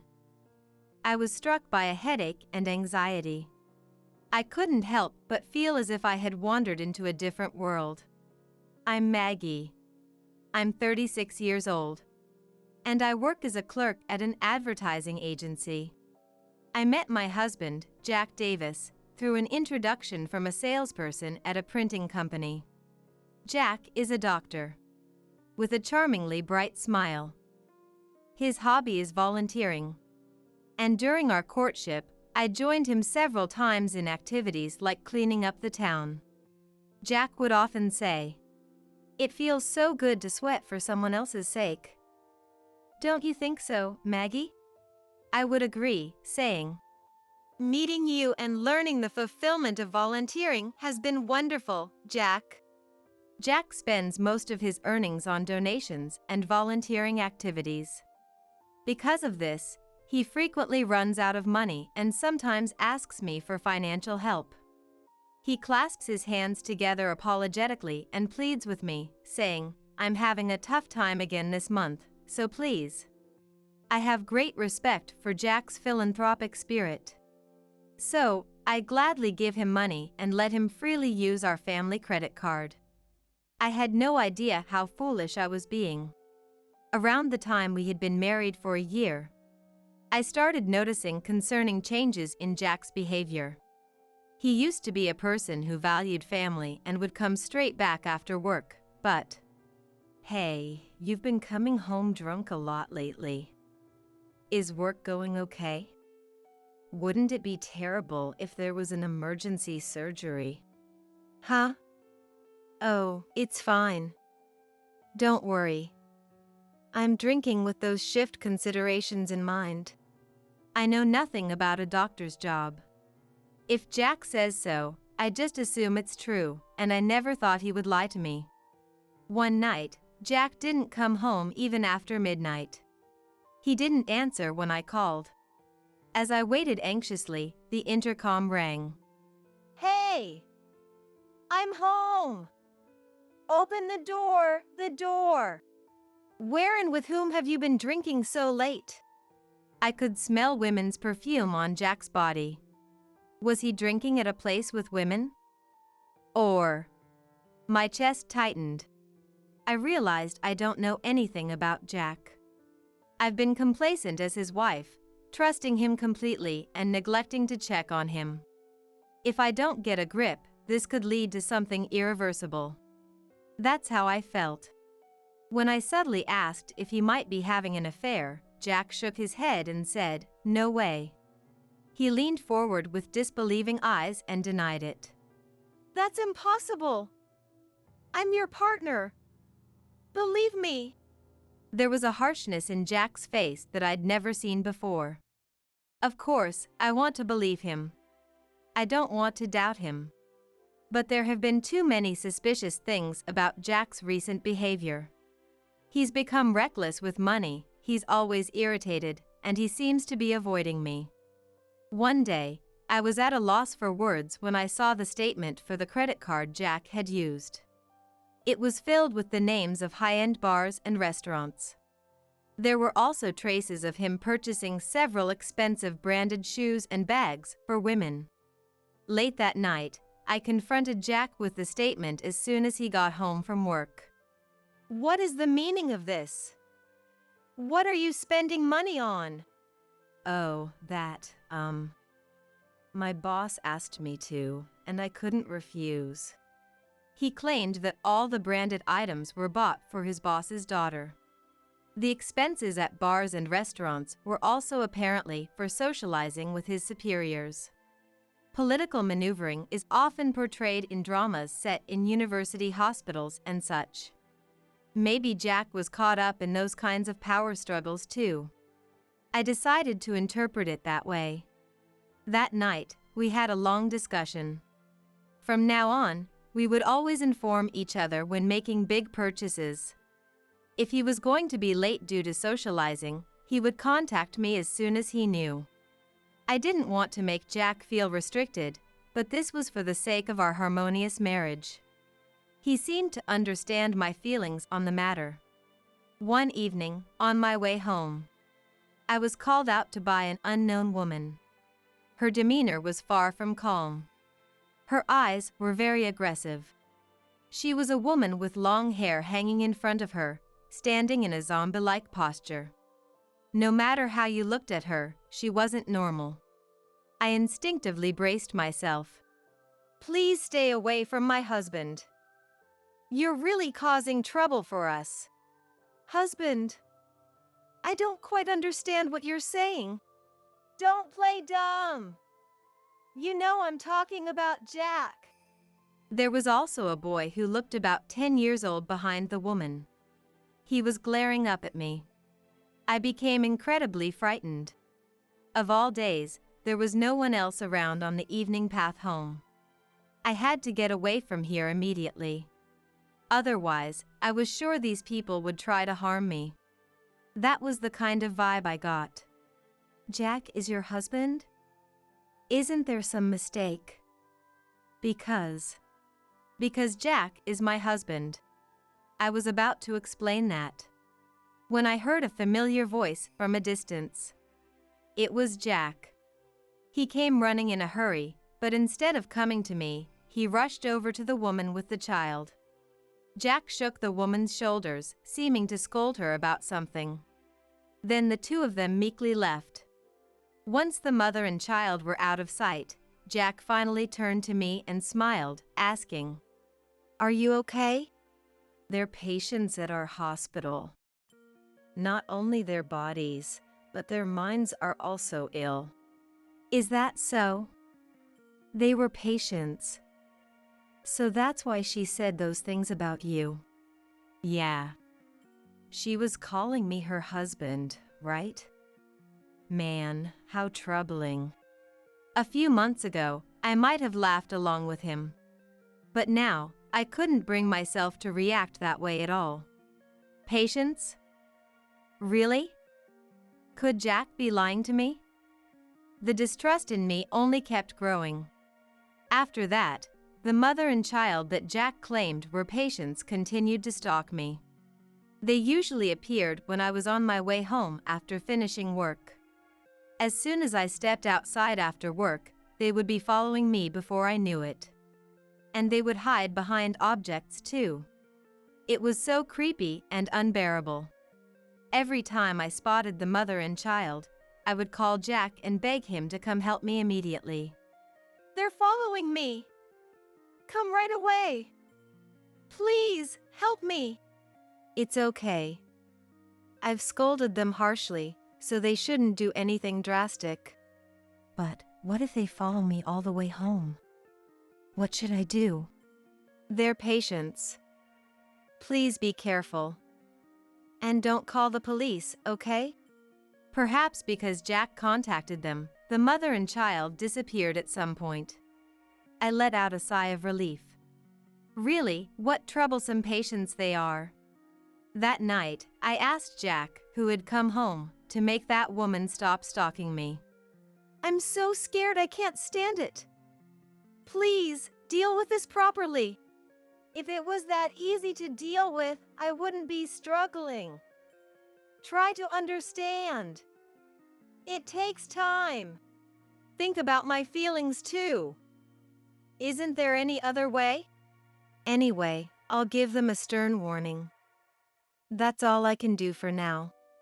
Jack sighed, telling me to be patient. I wonder if he understands how scared I am. Ever since that woman started appearing, the gap between us as a couple has been growing. I couldn't help but feel that way. My anxiety and distrust keep building up. I've started to feel a strong sense of danger. But Jack won't take any effective measures. Maybe it's because of the doctor-patient relationship, but he seems to only care about her. Who on earth is that woman? I desperately wanted more information. But if I try to ask Jack, he'll probably refuse, saying he has a duty of confidentiality. After much deliberation, I decided to consult my younger brother Kenny, who had just become a lawyer this spring. When I met him at a cafe and explained the situation, Kenny furrowed his brows and showed me sympathy. That must have been a scary experience. A patient under Jack's care. She seems to be convinced that she's Jack's wife. So she thinks you're Jack's mistress and is telling you to break up with him? And she even has a child. That's right. The child is probably around 10 to 12 years old. I wonder what that child thinks of his mother's abnormal behavior. If I could get him on my side, maybe the situation would change. Kenny and I considered several countermeasures.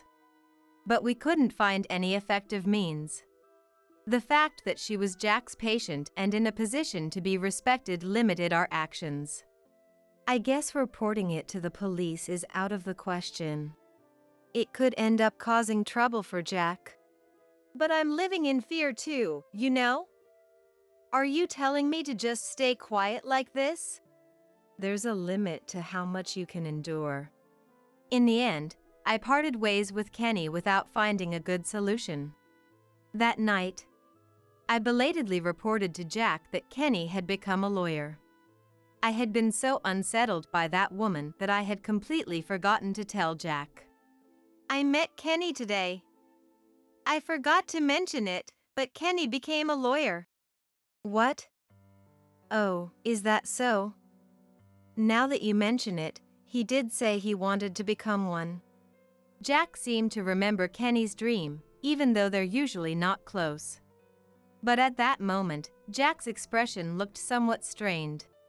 He wasn't wholeheartedly happy for him. I couldn't help but feel that way. It was a Friday. I remember the sunset looking unusually red. I was hurrying towards my car in the parking lot as usual.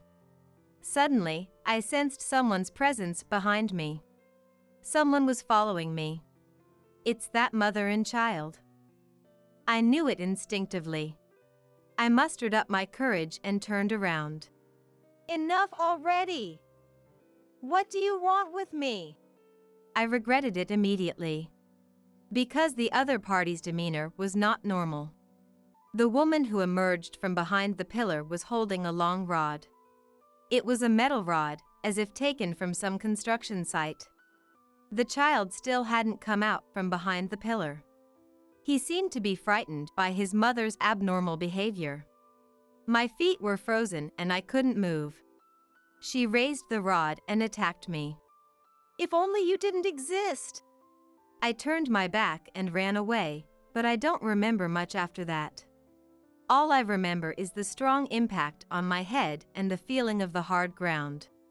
When I came to, I was lying on a hospital bed. An elderly doctor was peering into my face. Is the treatment already over? The doctor doesn't seem to be in a hurry. When I asked where I was, the doctor told me the name of the hospital. How convenient. It's the hospital where Jack works. I told the doctor his name. I'm his wife. Please call my husband. Dr. Davis from the surgical department. There's no such person here by that name. What? No such person? What does that mean? I was struck by a headache and anxiety. It feels like I've wandered into a different world. There's still no contact from Jack. No calls or emails. On a sudden impulse, I decided to contact Kenny and ask for his help. During my hospitalization and after my discharge, I refused to meet with Jack. Because Kenny investigated and told me facts that were reason enough.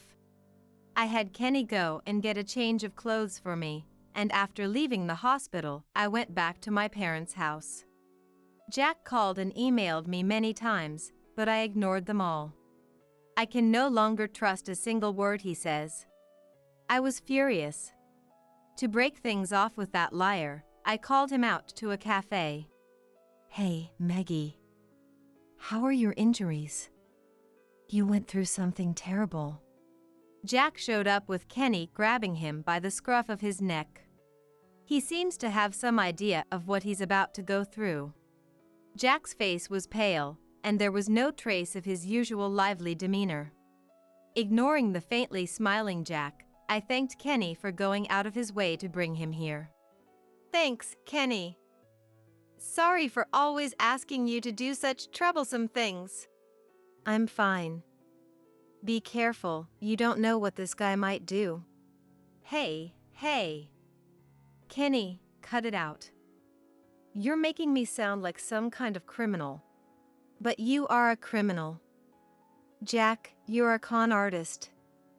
Not a doctor or anything. That's right, Jack was not a doctor.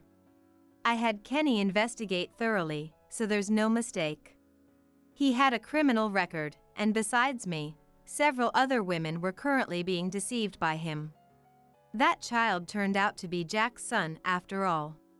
The worst kind of liar who ruined many people's lives. That was my husband, Jack.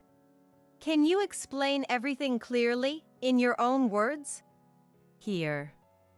How about somewhere else? Can't we do this at home? It's better to have people around. I don't want you resorting to violence.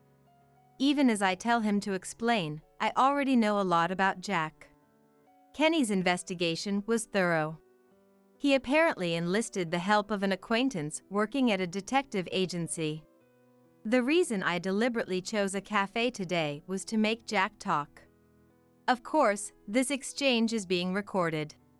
Eventually, I plan to turn Jack over to the police. Perhaps not knowing that Kenny had investigated him thoroughly, Jack started making excuses. There were a lot of misunderstandings, and Maggie ended up going through this. It's my fault. I admit it. Let me apologize. I'm really sorry. Can you stop? There's no way I'll forgive you. I don't need your empty apologies. Spit out everything you've done up until now. We'll talk after that. Shall I help you if it's hard to say? As I mentioned earlier, you're not a doctor. The medical license you carry is a forgery. Isn't that right? Jack bit his lip and hung his head. He had been faking his identity. He was pretending to be a doctor when he wasn't one. I can't forgive him when I think about how I was deceived all this time. I despise Jack for lying so nonchalantly, as if it was as natural as breathing. Did you also lie to people other than me, claiming to be a doctor? Yeah. To most people. I'm appalled. Did you actually perform medical procedures while pretending to be a doctor? Jack faltered. He seems to be on guard. He probably thinks he shouldn't say anything reckless. The law states that no one except doctors can perform medical procedures. If he had been pretending to be a doctor, he would be arrested immediately. If you lied about being a doctor and performed medical procedures, it's a violation of the Medical Practitioners Act. It's punishable by up to 3 years in prison, a fine of up to $10,000, or both. You're going to report me. That's what you're planning, right? Please, spare me. We're family, aren't we? I'm ashamed of myself for becoming family with someone like you. Don't you think so too? You liar. You've been deceiving me all this time. Deceiving me while continuing to withdraw money. In this 1 year of married life, Jack has depleted my savings by over $20,000. Jack's own wallet hasn't been hurt at all. Of course, since he's unemployed to begin with and has no savings. It was a lie that he worked as a doctor and devoted most of his monthly salary to volunteer activities. He never participated in charity work except when he was with me. Of course, he didn't make any donations either. He was a parasite who withdrew small amounts of money from several women, including me. That's the kind of man he was. Just so you know, you have nowhere to run anymore, got it? You'll have to return all the money you stole from Maggie. And of course, you'll have to return it to the other people too. All of it. But I don't know how much I used. You don't know? That can't be true. I've been properly keeping track of when and how much money I withdraw from my account and for what purpose. I'm sure the other women have been keeping similar records too. It's precious money they earned by working hard. Unlike you who just spends it. Jack shrank back as Kenny glared at him. He doesn't seem to have any intention of making excuses about the money. Confess all your crimes up until now, right here. When Kenny strongly pressed him, Jack finally started talking. However, the content was not what we had expected. I want you to listen calmly. It's true that I'm not a doctor. Not yet. Not yet? Are you trying to say that you might become a doctor in the future? I've been studying all this time with the aim of becoming a doctor. I'm really sorry for not being able to tell you until now. I apologize for that. I'm serious about this. I'm in the middle of aspiring to be a doctor. If that's the case, why do you need to study in secret? Jack faltered again. His expression is serious, and at first glance, it seems like he's trying to answer honestly. But Kenny and I already know. Jack is desperately trying to come up with excuses. Jack apologized, saying that he couldn't be honest with me until now because of his own weakness. I'm a pathetic man with high pride and no real ability. I thought if I lied about being a doctor, Maggie would notice me. I wanted to marry Maggie no matter what. So you lied? To get me to notice you? You thought I was the kind of woman who chooses partners based on their titles? That's not what I meant. I mean, if there was a doctor and a man who wasn't, any woman would choose the doctor, right? That's how it is, isn't it? By the way, where were you studying? Can you tell me everything honestly? At Kenny's request, Jack slowly began to explain. He says he often goes to cafes to study during the day. He also uses private libraries and applies for permission to use university libraries. Jack said that changing locations on different days increases his motivation. I let out a big sigh. I can't believe he can tell one lie after another like that. Jack doesn't seem to fully understand that we've already investigated everything. Hey, please, enough already. Stop lying. What? I'm not lying. I really am. Really what? Studying? At cafes and libraries? But we never saw you doing that even once. Kenny started laying out photos on the table. They were secretly taken photos of Jack's daily activities. Jack's face turned pale as soon as he saw the photos. He finally seemed to realize how cornered he was. I asked Kenny to investigate what kind of things you do on a daily basis. You didn't notice at all, did you? I hired an acquaintance's detective agency to investigate. I thought it would be bad if you noticed the tail and became cautious. I was surprised when I saw the investigation results. Investigation tailing me. You haven't studied for even a single second. You're always either playing around, drinking, or meeting women. You're really good for nothing. The photos that were taken told the truth. Jack gambling. Jack at a bar in the middle of the day. There were even scenes of him putting his arm around a young woman's shoulders, entering a hotel with a lewd grin on his face. I couldn't help but feel furious thinking that a lot of the money I earned was being used for these things. It seems like you spend a lot of time gambling during the day. What? Oh, no, that's... Are you going to say it was to take a breather? Don't say such nonsense. If you were studying from textbooks for hours and playing around occasionally, I'd understand. But that isn't the case for you. Jack, you're always just playing around. You don't even have any textbooks in the first place, do you? It's a lie that you're studying to become a doctor. Isn't that right? Jack's downcast eyes were darting back and forth. He's breathing heavily, thinking about how to get out of this. I glared at him, determined not to let him do that. After a while, Jack let out a big sigh and nodded deeply. I admit it. I've been running away all this time. I've challenged the national exam over and over again, and I've kept failing. I got into the habit of losing.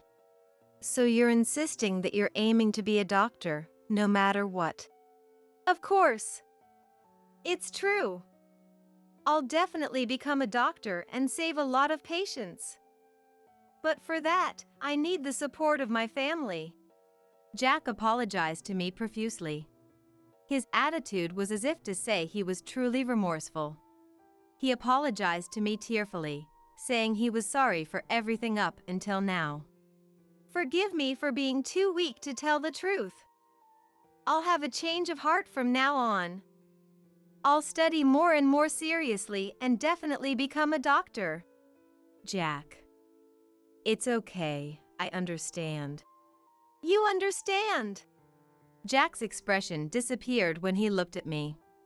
It was because he noticed the presence of a certain woman. She was standing next to our table, looking at Jack. I gestured to her and had her sit in the seat next to me. Of course you know who this is, right? It's Nina. Jack, your wife. That's what I thought. Until recently. Jack shuddered at Nina's anger-filled voice. There are other women besides me whose lives have been ruined by Jack's lies. Among them, I think it's safe to say that Nina was toyed with more than anyone else. After all, for years, she was made to believe that she was the legal wife. What, Nina? Why are you here? I received a call from Kenny over there and heard the detailed circumstances. I checked all the security cameras around where Maggie collapsed, with the owner's permission, tracked down Nina, and contacted her. Nina has already admitted her guilt. She apologized to me properly as well. She says she intends to turn herself in to the police. However, I don't intend to blame Nina more than necessary. Because while she is certainly the perpetrator, in a sense, she is also a victim. Kenny showed me the photos of your and Maggie's wedding. Jack, you've been deceiving me all this time, haven't you? Nina, calm down. I didn't intend to deceive you. You didn't submit a marriage registration form with me. You said your parents wouldn't allow it, or that it wasn't the right time, and in the end, you never submitted it. But you were married to Maggie. I can't believe it. Nina looks like she's about to explode. It's understandable. She even had a child with him. If you're betrayed after devoting yourself completely, the resentment runs that much deeper. I know all too well how terrifying she can be when she's desperate. You told me that a certain woman had a hold over you and you couldn't go against her no matter what, so you couldn't provide financial support. You remember that, don't you? I won't let you say you forgot. Oh, did I say something like that? My memory is a bit hazy. That's exactly why Nina attacked me in desperation. To free you from me. After hearing the details, I was so shocked. Of course, right? Normally, you wouldn't think that your husband was in a common-law marriage with another woman and even had a child with her. Jack, at a loss for words, was only trembling. He must be shocked that I've noticed everything. Nina believed Jack's lies and was compelled to take action to protect the future of her child. If only I were gone, he could become a proper father. That's what Jack reportedly told Nina. If I were in the opposite position, financially on the edge, I might have followed the same path. I'm planning to turn myself in to the police after this. The child. I left them with my parents. No matter what the circumstances, the fact is that I hit Maggie, so I have to atone properly. Thank you, Nina. But don't blame yourself too much. This man is the one at fault. Absolutely. There are other women you've deceived besides the two of them, right? Come clean about everything now. I'm sorry. I'm really sorry. I won't ever do it again. Excuses won't work anymore. There's no escape. He seems to have resigned himself to that. Jack admitted that he had deceived many women. He's reflecting deeply from the bottom of his heart. He won't repeat his mistakes. That's what he pleaded. But the idea of having such a superficial apology accepted is too naive. According to him, he's currently involved with 4 women, including Nina and myself. He's been getting by each month by receiving small amounts of money from each of them. It's terrible that he kept up such a lowest of the low lifestyle for years and even had a child. I don't want to be married to such a man any longer. I felt an incredibly strong disgust. Jack, divorce me. The divorce papers are here, so sign them right now. What? Wait a minute. Please, let me think about it. Think? About what? It doesn't matter what you think. I want to divorce you as soon as possible. You should understand that you have no right to refuse, no matter what. There are no options for a selfish, big liar. I thrust the divorce papers and a ballpoint pen at him, strongly urging him. Afterwards, Jack, succumbing to the pressure, finally gave up and signed. I'm finally free from this man. I breathed a sigh of relief. Jack's shoulders slumped, and he apologized again to Nina and me for everything up until now. Nina is a diligent woman. She really turned herself in. But I have no intention of holding her crime against her. In the end, the matter was settled by having her pay for my medical expenses, and such is a settlement. However, from my perspective, Jack has nothing to do with Nina. I won't be satisfied unless he takes full responsibility. Jack had been lying to me all along. I have no intention of forgiving him for that. I'll make sure he atones and receives the appropriate retribution. With Kenny's help, I filed a claim for damages against Jack. I have a clear grasp of the total amount of money I've given Jack so far.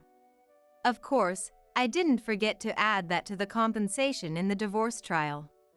The unemployed Jack has no ability to repay. How can such a person pay a large sum of money all at once? Illegal lenders. There's no other way than to borrow from a company that lends to customers with issues. Jack started part-time jobs to repay the debt. He was even juggling 3 of them. I think he naturally intended to pay it back. But that was only at first. He, who had been living a life of leisure, couldn't quit his fun after all and fell behind on payments many times. As a result, he ended up being collected on by illegal lenders. As is well known from movies and dramas, debt collection by illegal lenders is extreme and malicious.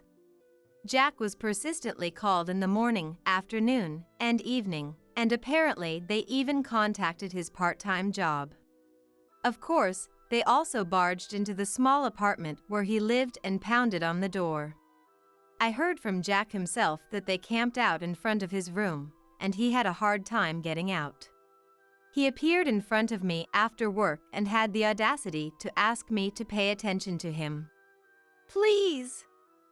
I'm really in deep trouble now. My life is at stake. Those guys are incredibly persistent. They post my personal information online, put up flyers in the neighborhood. So what? It's your fault for not paying back your debt, isn't it? Stop playing the victim. And in the first place, why did you have to borrow money? That's, of course I know. It's because I did terrible things to you and Nina. If you know, then never show yourself in front of me again. I could contact the illegal lenders right now. Shall I? Jack jumped up and ran away. That was the last time I saw him. I only know about what happened after through rumors. Bad rumors. They say he was caught by the illegal lenders and is being forced to work overseas. I don't know if it's true, but he deserves at least that much for what he's done. I hope he suffers for a long time and continues to regret what he's done up until now. Afterwards, I got a new boyfriend through Kenny's introduction. Apparently, he also has a past of being betrayed by a partner and carries painful memories. He says if I'm okay with it, he wants to date for a while and get married if possible. He really likes me, and I definitely want to respond to his feelings. Because of Jack, I even got injured on my head. I'm sure I'll never forget this grudge for the rest of my life. But thanks to that, it's also true that I was able to meet a wonderful new person. In life, misfortune and good fortune come alternately. From now on, I'm going to live with a broad perspective so as not to be swayed by the events in front of me or the circumstances around me. That's how I spend my days thinking now. From now on, this car belongs to me and her. Despite being caught cheating, husband Andy spoke with pride. It was utterly baffling to see him like that. How could he be so cheerful, act so superior towards me? It felt like we were living in completely different worlds. But if he's happy to take the car, I couldn't be happier. The monthly loan is $3,000, though. He'll figure something out. Okay, I wonder if he's okay with the $3,000 loan. When I accepted Andy's request with a nod, he started smiling in a way I had never seen before. My name is Samantha. I'm 38 and work at a design company. I thought I was living a happy life without any particular worries in my job or personal life. But occasionally, I find myself pondering one thing. When will I ever get married? At nearly 40, I don't even have a boyfriend, let alone married. My dating experience is limited. Before I knew it, all my friends were married, leaving me feeling left behind. There were times I thought about giving up on marriage, but seeing my friends happy made me dream about it again. My life changed significantly one day after work. Feeling good, I decided to go for a drink alone at a pub. Entering a bar, I noticed, I ordered some drinks and appetizers. While waiting and looking at my phone, I noticed a man approaching me. "Lady, are you alone?" A man came over and peered at my face. This was the beginning of my encounter with Andy, who would later become my husband. "Well, yes, I'm alone." "Really? Then let's drink together. Shall we?" Without waiting for my response, he sat down in front of me and tilted his glass. "Wait a minute." "Come on, it'll be just for a bit." "Just for a bit, then." With that thought, I accepted him. But I didn't have the energy to talk to anyone else at that day. As I looked down, he started talking on his own. Eventually, we exchanged numbers and parted ways.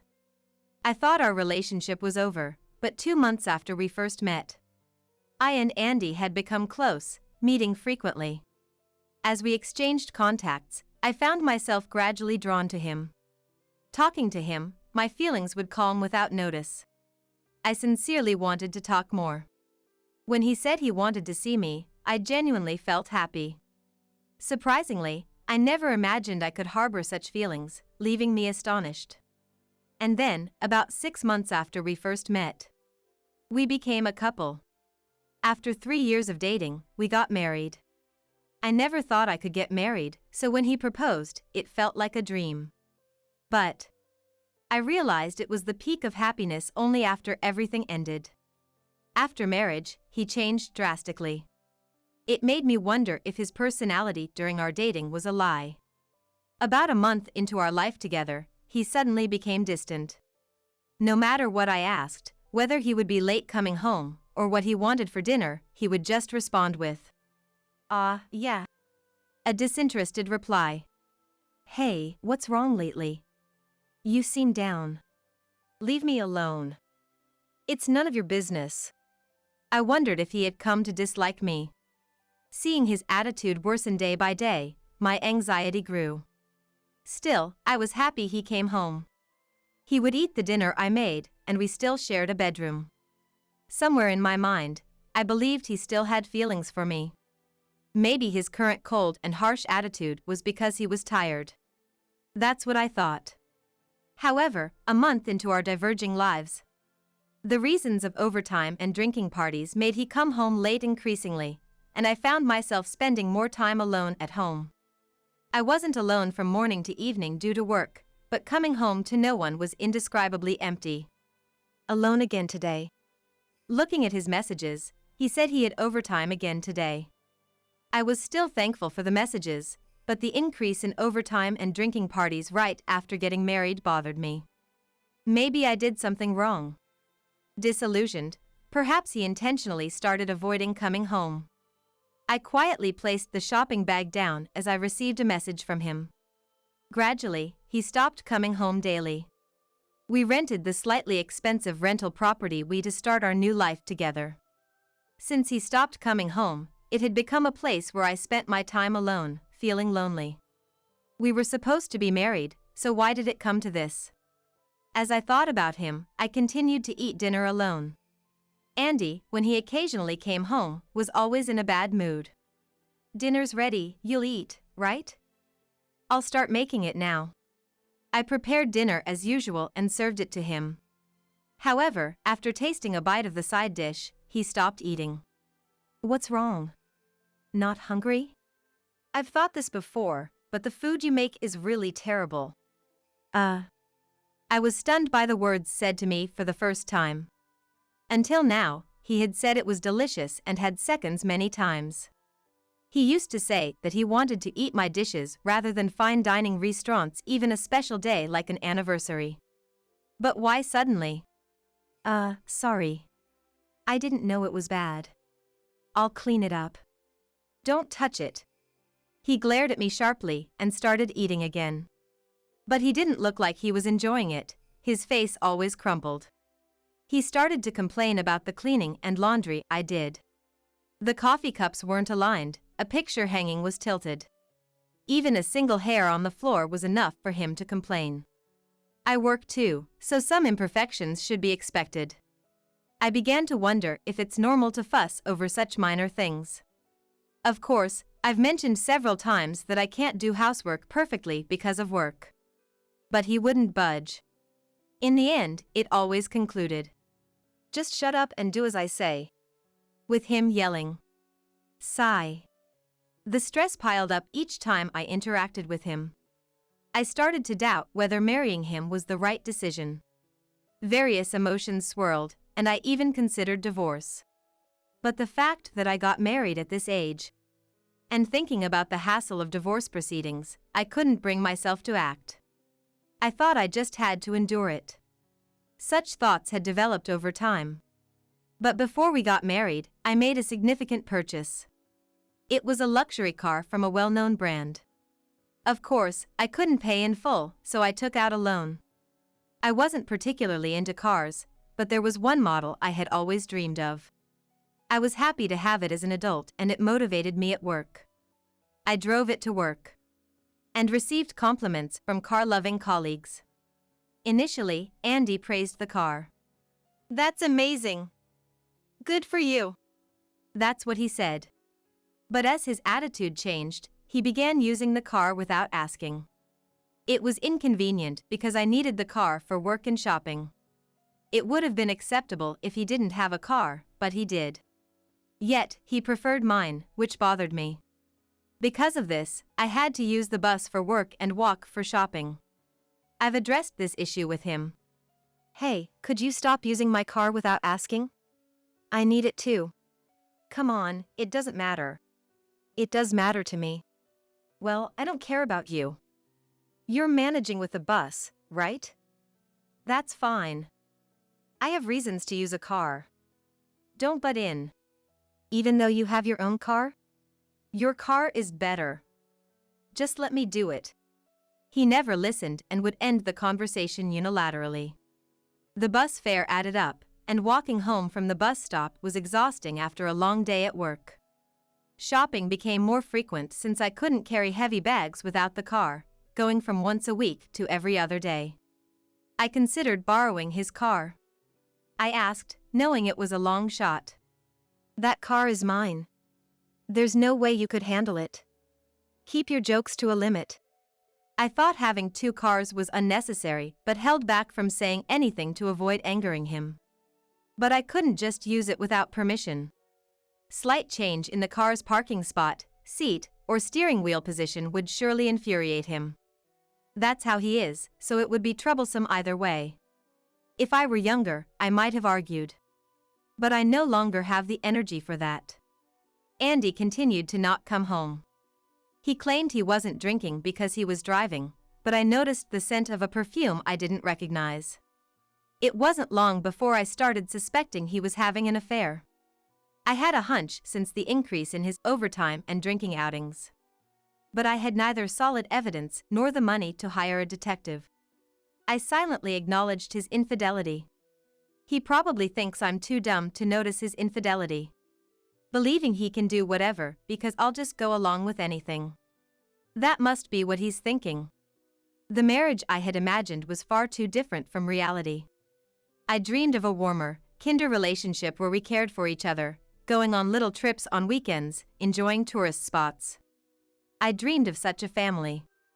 I thought I could achieve that with Andy, but it was impossible. It feels like this will be my life forever. I sighed and began preparing dinner for one. But then, one day, something happened that changed everything. It was on a day I came home late from overtime. I usually let Andy know when I'll be working late. I did that day too, but I finished earlier than expected and came home. No reply from him. Probably, he wouldn't be home again today. Feeling down, I walked home, but something was different when I arrived. My car was there. Usually, he used to use my car, so only his car was supposed to be parked. It was unusual. Thinking this, I went to enter the house. But then I saw it. The car was slightly shaking. I should have just been inside the house, but I approached the car out of curiosity. I could hear voices inside. Andy and a woman's voice. I moved closer to hear the conversation. Do you love me, Belle? Yes. I do. The woman's name seemed to be Belle. Listening in, I heard a conversation I had expected but wished not to hear. I want a divorce soon. I want to marry Belle. I'm happy. How have things been with your wife lately? We don't talk. I don't want to. Why did I even marry her? I'm always with Belle, so there's no real conversation, right? That makes sense. I felt ridiculed. My heart ached, and I felt indescribably sad. I didn't want to hear any more. I quietly stood up and was about to enter the house when my bag hit the car and made a noise. Too late, I realized my mistake. Andy peeked out from the driver's seat, seeing me. Ah. You. Why are you here? You let your wife hear this. This is the worst. Andy got out and confronted me. You said you had overtime today, right? Why are you back so early? Overtime means later, right? Did you lie to me? I didn't lie. I really had overtime. But it seems like, whenever I say I have overtime, you do this? I hoped he would falter at my accusation, but having been caught with Belle, he seemed resigned. Yeah. So what? Is it so bad? It is bad. We're married, you know. What you're doing is cheating. And, how dare you use my car to see another woman? So what? I'm using it now. Andy showed no remorse. Then he said something astonishing. This car is now ours. I was speechless. My saying my car probably prompted his bold statement. But then, something inside me broke. I'd gladly hand over the car, including its loan. Okay, the loan is $3,000 a month though, hope that's okay. I was paying a $3,000 monthly loan. It was a bit of a stretch, but I thought I could manage with my current income. Paying the loan for the car which he was using seemed absurd. But you'll have to pay the loan. What? Why? You keep paying it. Why don't you want to pay? Can't afford it? With your own car and rent, you can't, can you? Provoking him, he became even angrier. What do you mean I can't afford it? Fine, I'll pay. He was probably underestimating the amount because I had been paying it. Later, I transferred the loan and ownership of the car to Andy. During the loan process, I was handed a document detailing the loan by the agent, but there was no particular surprise at the amount mentioned. Whether Andy could really afford the $3,000 or had not thoroughly reviewed the document was unclear. He seemed solely focused on finishing the procedure quickly. After the procedure was completed, the process moved on to divorce. This time, due to infidelity, I hired the lawyer and chose a collaborative divorce. I told the lawyer about submitting the dashcam footage from the day the affair was discovered, seeking divorce and compensation. The lawyer gladly took on the case, and after weeks of preparation, the day to settle things with Andy finally arrived. Andy was visibly angry, and Belle was sitting next to him, looking defiant. Despite being told multiple times that hiring a lawyer was overkill, I couldn't disagree more. As the discussion progressed, it was revealed how they met and who Belle was in the first place. Apparently, she is the daughter of an executive at the company where Andy works. She also worked in the same company, same department, and they were acquainted. Of course, Andy knew she was the executive's daughter when they became involved. While he was at fault for initiating, she, knowing he was married and still engaging, was also to blame. I demanded a divorce and compensation from Andy. He said, perhaps out of stubbornness. Compensation. Divorce. Do as you like. I can pay whatever compensation you want. However, Belle seemed desperate not to have Andy pay the compensation. If you pays the compensation, it'll reduce the money I can spend. What a way of thinking.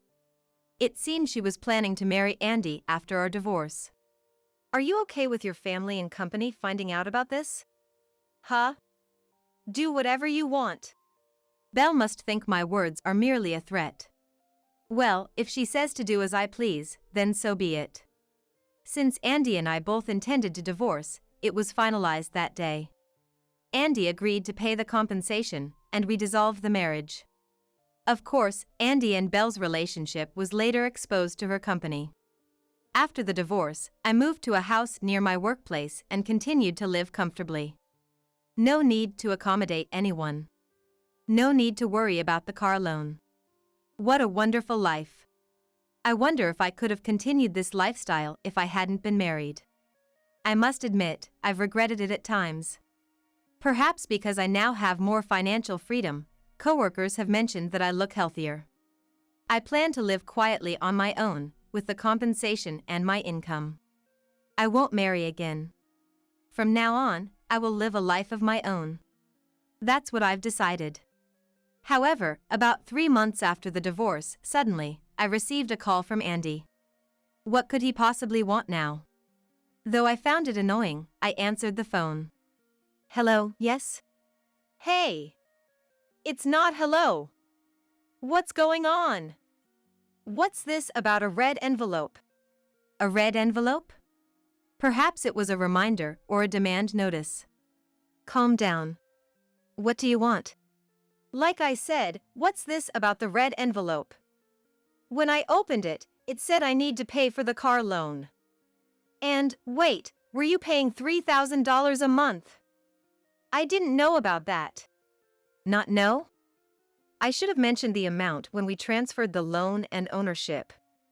It's strange you didn't know. What? You didn't look at the amount because I was paying it effortlessly? You can't expect me to have thought it was $3,000. Hey! Can't you change it back so you're paying it now? Such a convenient man. After all, Andy would be the one using the car, even if I paid for it. And now that we're divorced, I shouldn't have to listen to him. It's impossible. Remember, you were the one who started saying the car was yours in the first place? Do you really think you can come now and demand I pay for the car, expecting it to be that easy? Don't say that. We were married, right? Even though we're divorced, we were in love, weren't we? Can't you help me out when I'm in trouble? In love. Help out in trouble. What is he talking about? I understand we were married, hence in love. But I've been through a lot because of Andy. And now, asking for help just because he's in trouble is too convenient. You. After living however you wanted, coming to me, now a stranger since we're divorced, for help is too convenient, isn't it? Now that the reminder has arrived, you better figure out how to pay it soon. Figure it out. That's impossible. No, don't start with that now.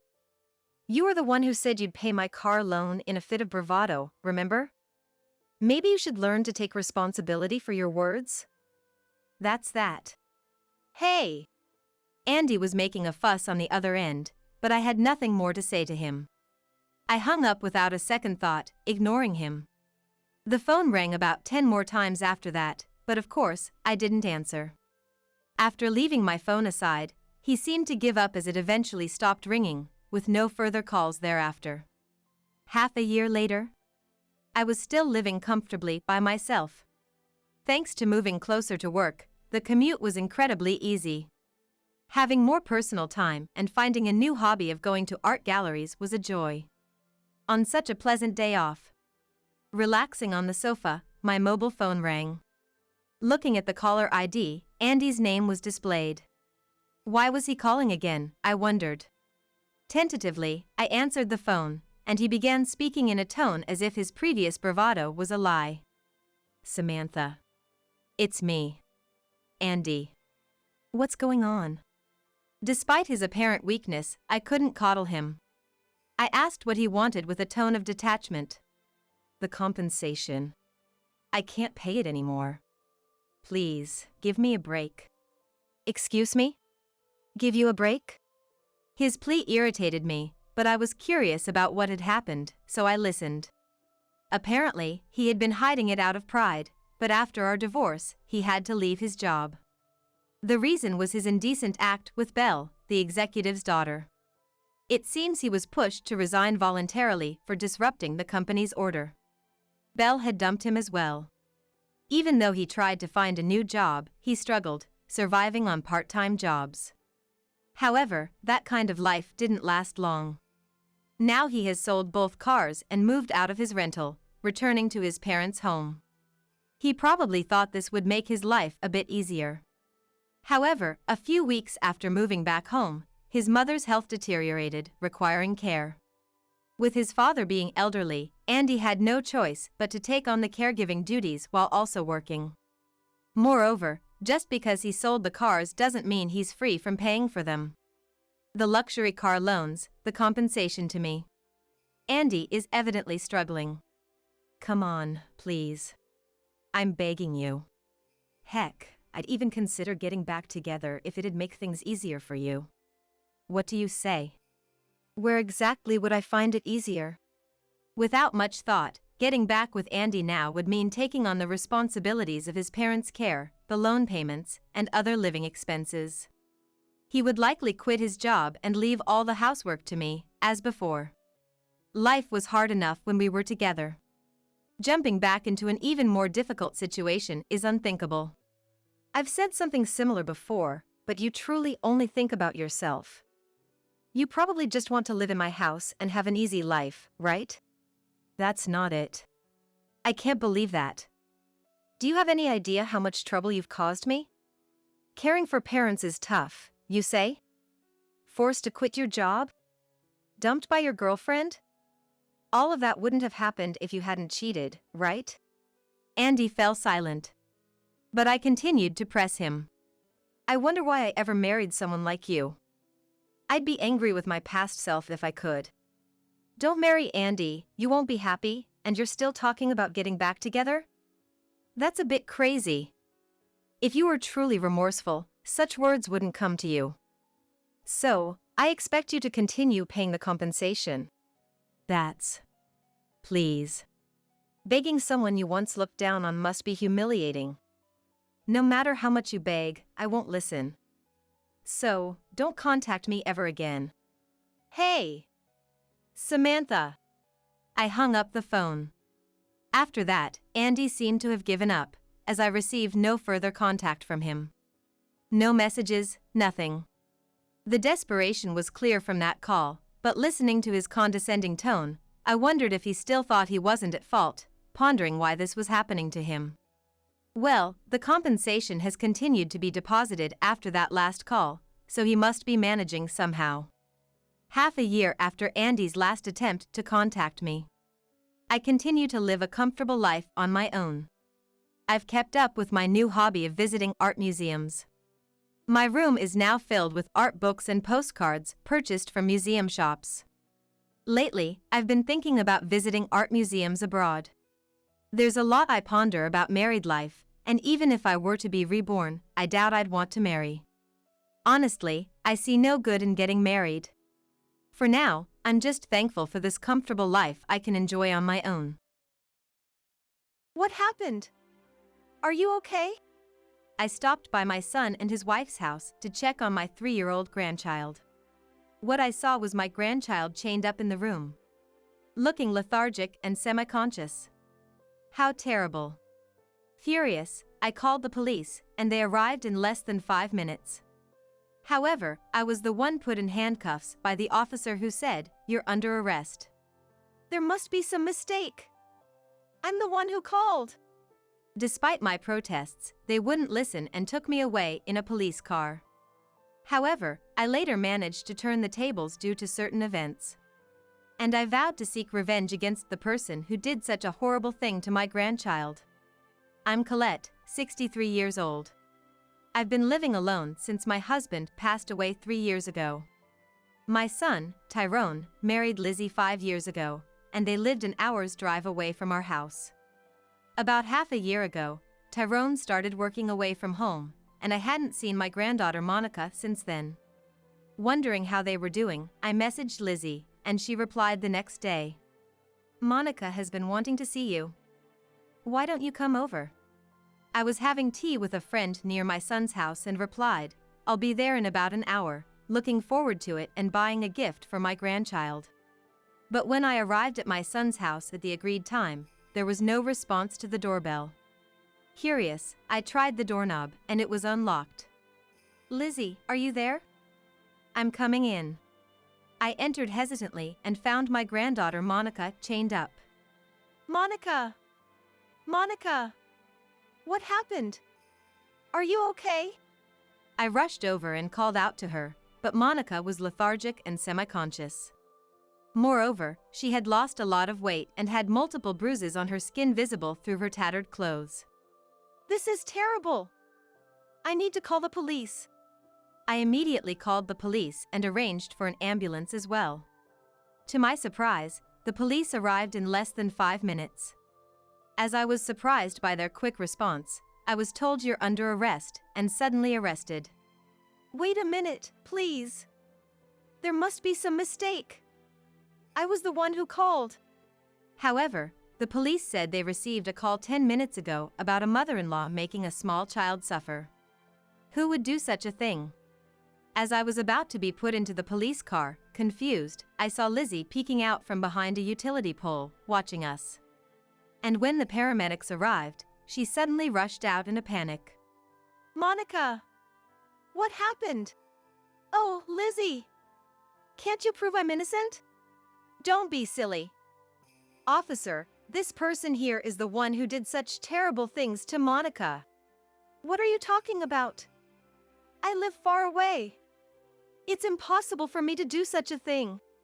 Lizzie glared at me with sharp eyes, claiming she had been hospitalized due to illness and had left Monica in my care during that time. Lizzie was the one who invited me over. What's going on? Stunned, I was led to the police car, and the ambulance carrying Monica and Lizzie drove off ahead of me. Later, I was placed in a bleak room at the police station and questioned. Everything Lizzie said was a lie. I don't even understand why I was treated as the culprit. I asked them to check my mobile phone screen for the message exchange with Lizzie. However, all her replies had been deleted. It seemed Lizzie had deleted the messages she sent to me. Was Lizzie the one who harmed Monica and called the police? That thought crossed my mind, but I had no proof and decided it was best not to speculate. For the time being, I showed them the receipt for the gift I bought for my grandchild, continuing to plead my innocence. But the police didn't believe me. After being released due to insufficient evidence, I went home and called Tyrone. "Mom, what's up all of a sudden?" "Oh, just wondering how you are. I miss seeing Monica." "Oh, Monica is full of energy, I hear from Lizzie every day." My son didn't sound like he was lying, which puzzled me, but if I hung up now, I wouldn't be able to protect Monica in the future. I quickly searched for what to say next. "Oh, I heard Lizzie was hospitalized because she was feeling unwell?" "I don't think that's true.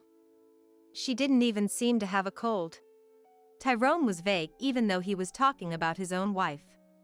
Suspecting he was hiding something, I asked if something had happened. Tyrone was silent for a while, then let out a deep sigh. "I guess I can't hide it from you, Mom. Actually, we're getting a divorce." "What? Why?"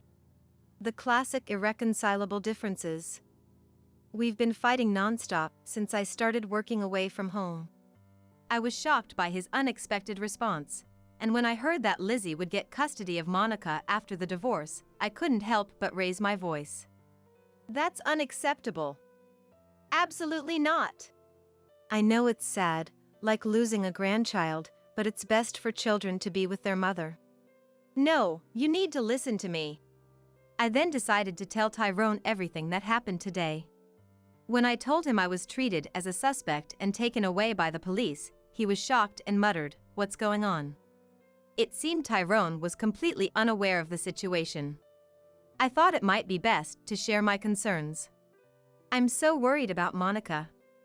I don't want to think this way, but I'm afraid Lizzie might be doing something." "Which hospital was Monica taken to?" "The paramedics told me." "I think I'll go check." Unable to hold back any longer while talking to Tyrone, I hung up and immediately jumped into my car. An hour later, I arrived at the hospital and, wearing a large mask to conceal my face, I blended in with the waiting patients and looked around for Monica and Lizzie. I can't find Monica. What should I do? Despite coming this far, I felt helpless and decided to get some fresh air in the backyard, where I heard a familiar voice. There, I saw Lizzie and a doctor speaking quite intimately. It's hilarious how easily the police were fooled by me. I was the one who chained up Monica and didn't feed her. They think the mother-in-law is the culprit, so she won't be getting out of detention for a while. Hearing Lizzie had called the police confirmed my worst fears, and I felt a wave of darkness wash over me. Then, I became furious upon hearing a certain plan she mentioned next. "Not today. To avoid suspicion, let's execute the plan in 2 or 3 days." Lizzie's face was colder than I'd ever seen, sending chills down my spine. However, overhearing their conversation allowed me to understand the reasons behind Lizzie's mysterious actions. There's no time to think this over. Determined to protect Monica at all costs, I quickly began to prepare. The next day, I waited in the backyard where Lizzie and the doctor had their secret meeting. Based on their conversation the day before, they always met here to talk. Hiding behind a large tree, they arrived just as I expected. How could Monica regain consciousness? At this rate, it'll be revealed that I'm the one who weakened her. Do something before she gets better. Lizzie was excitedly shouting dangerous things at the top of her lungs. Gently patting her shoulder, the man nodded and said, "Leave it to me. If you succeed, I'll give you half of Monica's life insurance money. Make sure she's dead. After the mother-in-law is in prison, I'll share the property with you too."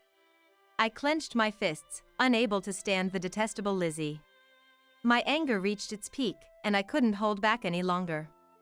"I'd like to hear more about what you just said." "What? Colette? Why are you here?" "I was released due to lack of evidence." "Too bad for you." Lizzie, looking awkward, approached me as if nothing had happened. "I'm so relieved. I was worried about you." "What are you talking about? You're the one who called the police." "There's no way that." Before Lizzie could finish, I played the video I had recorded on my mobile phone from their conversation yesterday. The video revealed all their schemes. Lizzie's face went pale upon hearing it. "Not only did you treat Monica horribly, but you also tried to pin the blame on me and take my property after I was sent to prison. You two are devils." Actually, the doctor conspiring with her was Monica's ex-boyfriend. After sending their photo to Tyrone, he told me he recognized the man. "Doctor, how much did you rack up in gambling debts to be so desperate for money? How did you know that?" This was also something I heard from my son. The gambling debts were the reason Lizzie and the man broke up during their relationship. Convinced they were repeating the same mistakes, I coaxed the truth out of them, and it seemed my suspicions were correct. I borrowed $80,000 from Consumer Finance. That's it. If you want to help Monica, Colette, could you pay off the debt instead? You really are something. If we're going to talk about this, let's do it in Monica's hospital room. Agreeing, Lizzie, the doctor, and I headed to Monica's hospital room. Reunited with Monica, who was lying in the hospital bed, I rushed to her side, overwhelmed with joy. "Monica. Monica. It's Grandma. Do you recognize me?" "Yeah. Grandma." I was scared. Monica, holding my hand and hugging me, looked so pitiful. How terrified she must have been. "It's all right now. I'll protect you no matter what." As I gently hugged her and stroked her head, I heard a noise and turned around to see Lizzie locking the door to the hospital room. Oh, what a touching scene. Maybe I should join in, just kidding. Lizzie approached with a sleazy smile, then snatched my mobile phone from my hand and smashed it on the floor. She then took out the SD card, breaking it in half. "Evidence destruction complete. This is the end for you, Colette. It's sad to say goodbye, but you'll be joining your husband." "What?" "It's more profitable to take all of your assets than to have you pay off the debt." Lizzie pinned me down in shock, and the doctor, with a sleazy grin, took a syringe out of his pocket. Indeed, this was the terrifying plan I had overheard in the hospital's backyard. Good thing I prepared. "Guess we'll start with the elderly rather than the child," he said, approaching me. "Get your hands off Mom." Tyrone emerged from under the bed with his smartphone in hand, surprising Lizzie and the doctor. "Why are you here?" "I got a call from Mom. I've heard everything. You deliberately called us to this room." Lizzie glared at me bitterly. "By the way, you smashed the SD card, but I have another backup." Oh, and Tyrone is currently recording this exchange on his mobile phone. Tyrone stood in front of us to protect me and Monica. Lizzie, despite her pale face, seemed not to have given up yet. "Then we'll have to take care of all three of you. Come on, don't just stand there." Pushed by Lizzie, the sweating doctor slowly approached Tyrone. At that moment, a female voice asked, "What's the matter?" I had secretly pressed the nurse call button, summoning a nurse. "It's an emergency. Bring the keys and security. We'll be killed if you don't hurry." "What?" the nurse exclaimed loudly. They seemed to be making a phone call, forgetting to hang up the nurse call. The panicked doctor tried to leave the room but couldn't walk well due to trembling knees. "Please hurry and help us." As I shouted louder, the door unlocked and security guards and nurses rushed into the room. After quickly explaining the situation, security detained Lizzie and the doctor. He tried to attack me with that syringe in his pocket. Please check its contents. The security confiscated the syringe with suspicious liquid, and the doctor tried to deflect blame, saying, "It's not my fault. She seduced me into it." The evidence on the video will show who's at fault. Let the police decide. Lizzie, there's no need for discussion. We're getting a divorce. I'll take care of Monica. Wait! Don't abandon me! I'll break up with my ex-boyfriend. Please forgive me. She clung to Tyrone with tears streaming down her face, but Tyrone shook her off. Then, she turned to me and offered a profound apology. Colette, please stop the police. I won't do anything like this again. You should be grateful you can still eat, even if it's bad food. Experience a bit of the hardship Monica endured, being chained and starved. Look, your ride is here. Outside the room, the police cars called by the nurses had arrived.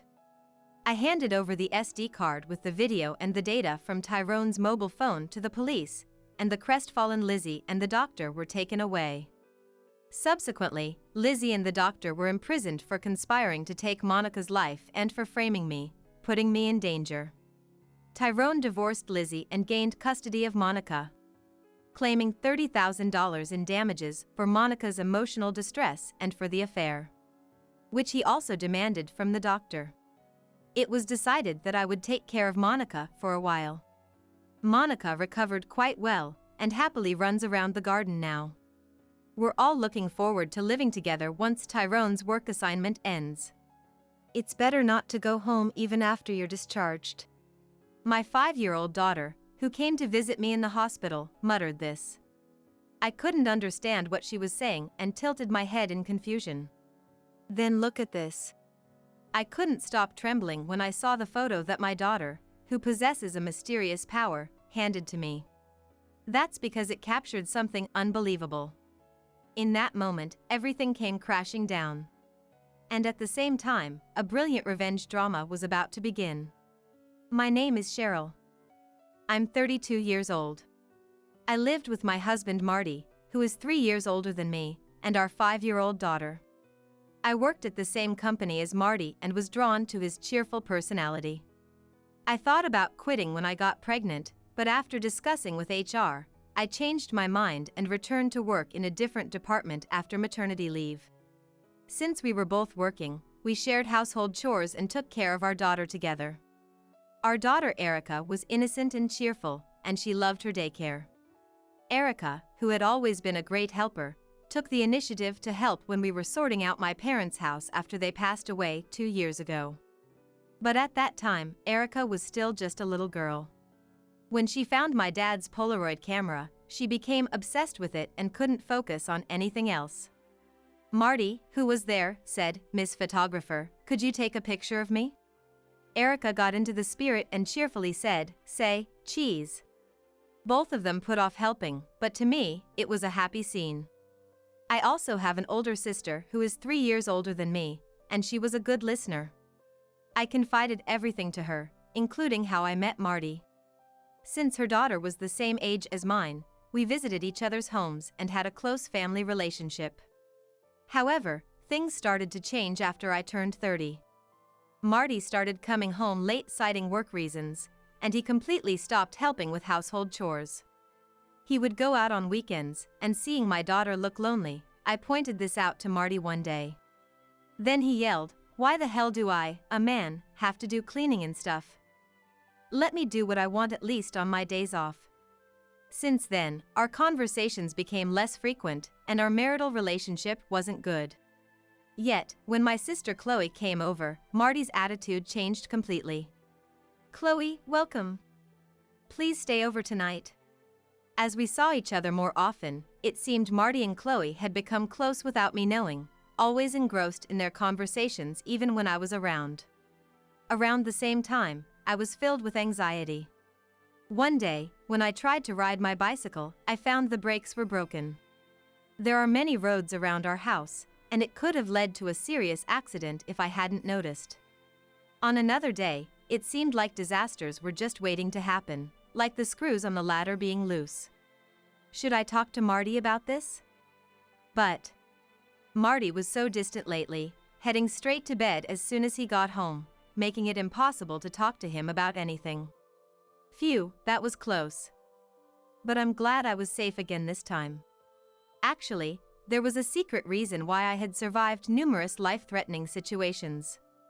Amidst these dangerous incidents, my daughter went to stay overnight at my sister's house by herself. As a result, it was just Marty and me, alone as a couple. Feeling uneasy, I busied myself with cleaning, something I usually wouldn't do. Then, Marty slowly approached me. "Since it's just the two of us, how about we go see the night view?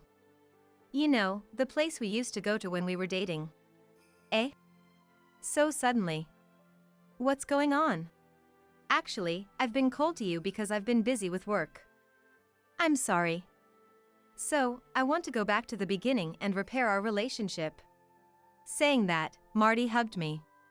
It was a small hill about a 10-minute drive from our house. It was a hidden spot with a panoramic view of the cityscape, where hardly anyone was around. It was also the place where he asked me out, making it a special memory for me. Marty still cares about me. I'm so relieved. Overwhelmed and teary with happiness, I decided to go see the night view with Marty. After getting ready quickly, I was about to step out of the house. Then, Marty said, "I can't let a lady carry the luggage," and took my bag for me. His gentlemanly behavior made me happy. But little did I know, this action would lead to a tragedy later on. When we arrived at the spot, the attentive care I had just received was no more. Marty said, "I'll go ahead and find the best spot to see the night view," and disappeared into the dark with just a flashlight. "Ah, wait! Don't leave me behind!" I wanted to hurry, but it was pitch dark and I couldn't see anything. I tried to use my cell phone to light up the area, but I had entrusted my bag with the phone in it to Marty. The ground was uneven, and I had to walk carefully step by step to avoid tripping. Suddenly, I felt like someone pushed me, and I lost my balance and fell off a cliff. The next thing I knew, I was in a hospital bed. "I was wondering why I couldn't find you when an ambulance came and there was a big commotion. I got closer and saw you being carried on a stretcher. I was scared to death." Marty held my hand with tears in his eyes. The nurse said someone happened to pass by and found me lying at the bottom of the cliff, and they called for help. And for some reason, Chloe was there too and came with me in the ambulance. Chloe helped with the hospital arrangements, and she said she'd take care of Erica at her house until you're discharged. Ah. I see. Chloe. Fortunately, there was no serious harm to my life, and I was able to go home 3 days later.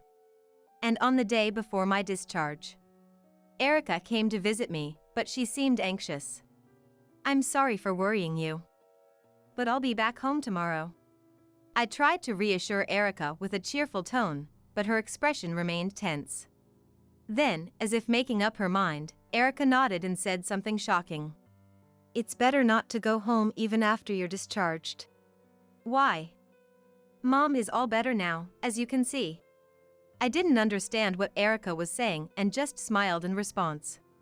But Erica, with a serious face, rummaged through her bag and handed me a photo. "Mom, look. Is this real?" I couldn't stop trembling from fear. But this revealed who had been causing me harm all along. I can't forgive them. I trusted them. Anger welled up from the depths of my stomach, and I couldn't hold it in any longer. However, there were still too many uncertainties to corner the perpetrator for sure. So, I sent a message to Marty saying, "My hospital stay has been extended by a week." And I informed him that I had been transferred to another hospital due to a lack of beds, and that hospital did not allow visitors. A week later, I returned home. "If you had told me the day you were getting discharged, I would have come to pick you up right away." Marty said this with a smile as he returned from work. "Thanks. But I can't get into a car driven by you. After all, you're trying to take my life." I then showed Marty a photo. "Whoa! What's this?" When did? The photo clearly showed Marty pushing me off the cliff in the dark. There are no security cameras there, and I even turned off the car's dash cam. How does this exist? It's no wonder Marty was puzzled. After all, this photo was taken by Erica using my dad's Polaroid camera, a camera that could capture psychic images. Actually, Erica had a mysterious ability to sense danger in advance and capture those moments with my dad's camera. Her power manifested around the same time I started encountering dangerous situations. Mom, something scary is going to happen, so don't go anywhere. One day, Erica suddenly handed me a photo. I was safe from the broken bicycle brakes and the loose ladder screws thanks to Erica. However, if this became known to the public, Erica would surely be viewed with suspicion. So, we decided to keep Erica's mysterious power a family secret. I had confided in Chloe, but since Marty and I had stopped talking, I never got the chance to tell him. Erica said she couldn't tell who was behind the first two incidents. But this time, she clearly saw Marty trying to get rid of me. I have to tell Mom. But I can't get through to her phone. What should I do? Erica, do you know where you are? Can you see anything around you? After patiently gathering information from Erica, Chloe figured out it was the hill full of memories with Marty I had often talked about. When she rushed there, I was found collapsed at the bottom of the cliff as Erica sensed, already being rescued by a passerby who happened to be there first. Later, while preparing for my hospital stay, Chloe got hold of my dad's Polaroid camera from my house. Erica had captured the scene of Marty's crime and brought it to show me in the hospital. This is fake. You're trying to frame me. Then how do you explain this, Marty? You brought a young girl from work to our house while I was away. I played a video on my mobile phone showing Marty and the woman getting cozy. There's no way an amateur like me could make this video. Isn't it time you admitted it? I pointed to the hidden camera installed in the room. How did you manage to do all this while you were in the hospital? I had lied about my extended hospital stay to gather evidence of Marty's wrongdoing, running around from Chloe's house where I was staying. Initially, I was jealous of Marty and Chloe's relationship. However, it was a misunderstanding. While I don't know about Marty's intentions, Chloe's friendliness towards him was merely out of politeness. Chloe supported me to the fullest in delivering retribution to Marty. How could you betray me like this? Now.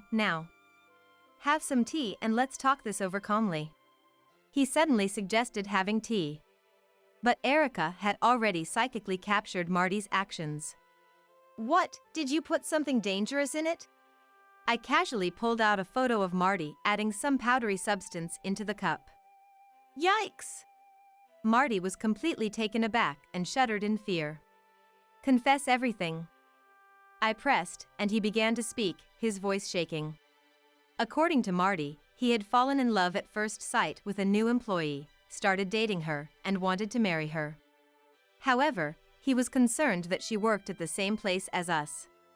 If I divorced Cheryl and remarried soon after, she might get labeled as the bad woman who stole someone's husband, right? That would be too pitiful. Are you saying you tried to kill me to protect your mistress? If Cheryl was out of the picture, she wouldn't be looked at strangely, and I wouldn't have to deal with the hassle of a divorce. It was perfect. Marty also confessed to orchestrating the dangerous incidents that had been occurring around me. You're the worst. Fine, I'll give you what you want and divorce you. But I wonder if you'll be able to be with your mistress. What do you mean? It seems she wasn't really interested in you. By this time, I had already contacted the mistress and spoken to her. It turns out she was attracted to Marty because he was the husband of the high-achieving Cheryl. She was just basking in the superiority of being pursued by such a man. So, she wasn't actually in love with me? Indeed, I was well respected in the company, and the reason I didn't resign was that the upper management went to great lengths to retain me. The mistress agreed to pay a settlement and promised to resign without seeing Marty again. Faced with the sudden breakup and the realization that she never loved him, Marty was tearful. Also, this incident was reported to the company, and I was interviewed by HR. So, I've reported everything that you did to me. What, really? If you do that, I won't be able to stay at the company. Cheryl, help me. You're the only one who can save me now. The nerve you have to say something like that. We're getting a divorce, and you'll be paying alimony and child support. And prepare yourself, because I'm also going to the police. I had recorded Marty's confession earlier with a voice recorder. This should be able to prove his wrongdoing. Marty stood there as if his soul had left his body, but I decided to give the final blow. Oh, and there's also this. I took out another photo and held it up in front of Marty. It depicted Marty as a homeless man in the future. Of course, this was also psychically captured by Erica. I don't want this. Absolutely not. Please. Cheryl, forgive me. Marty clung to me, sobbing and repeatedly apologizing. However, what he had done was absolutely unforgivable. I never want to see your face again. Don't ever show up in front of me. You deserve to go to hell. Damn it. While looking down coldly at Marty, who had collapsed in tears, I called the police. The officers arrived and took Marty away. After being interrogated, Marty confessed to everything and was charged with some crime.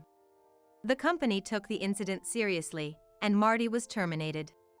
I got divorced, demanded $30,000 in settlement money from Marty in the divorce court, and $500 a month for child support, and the mistress agreed to pay me $10,000.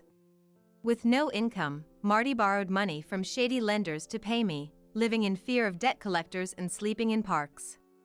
It turned out just like Erica's psychic photo had predicted. However, Erica's mysterious ability disappeared after a while. I don't know what it was, but I think it's for the best. I was promoted at my current job, with a significant salary increase. Thanks to that, Erica and I are now enjoying our days happily together.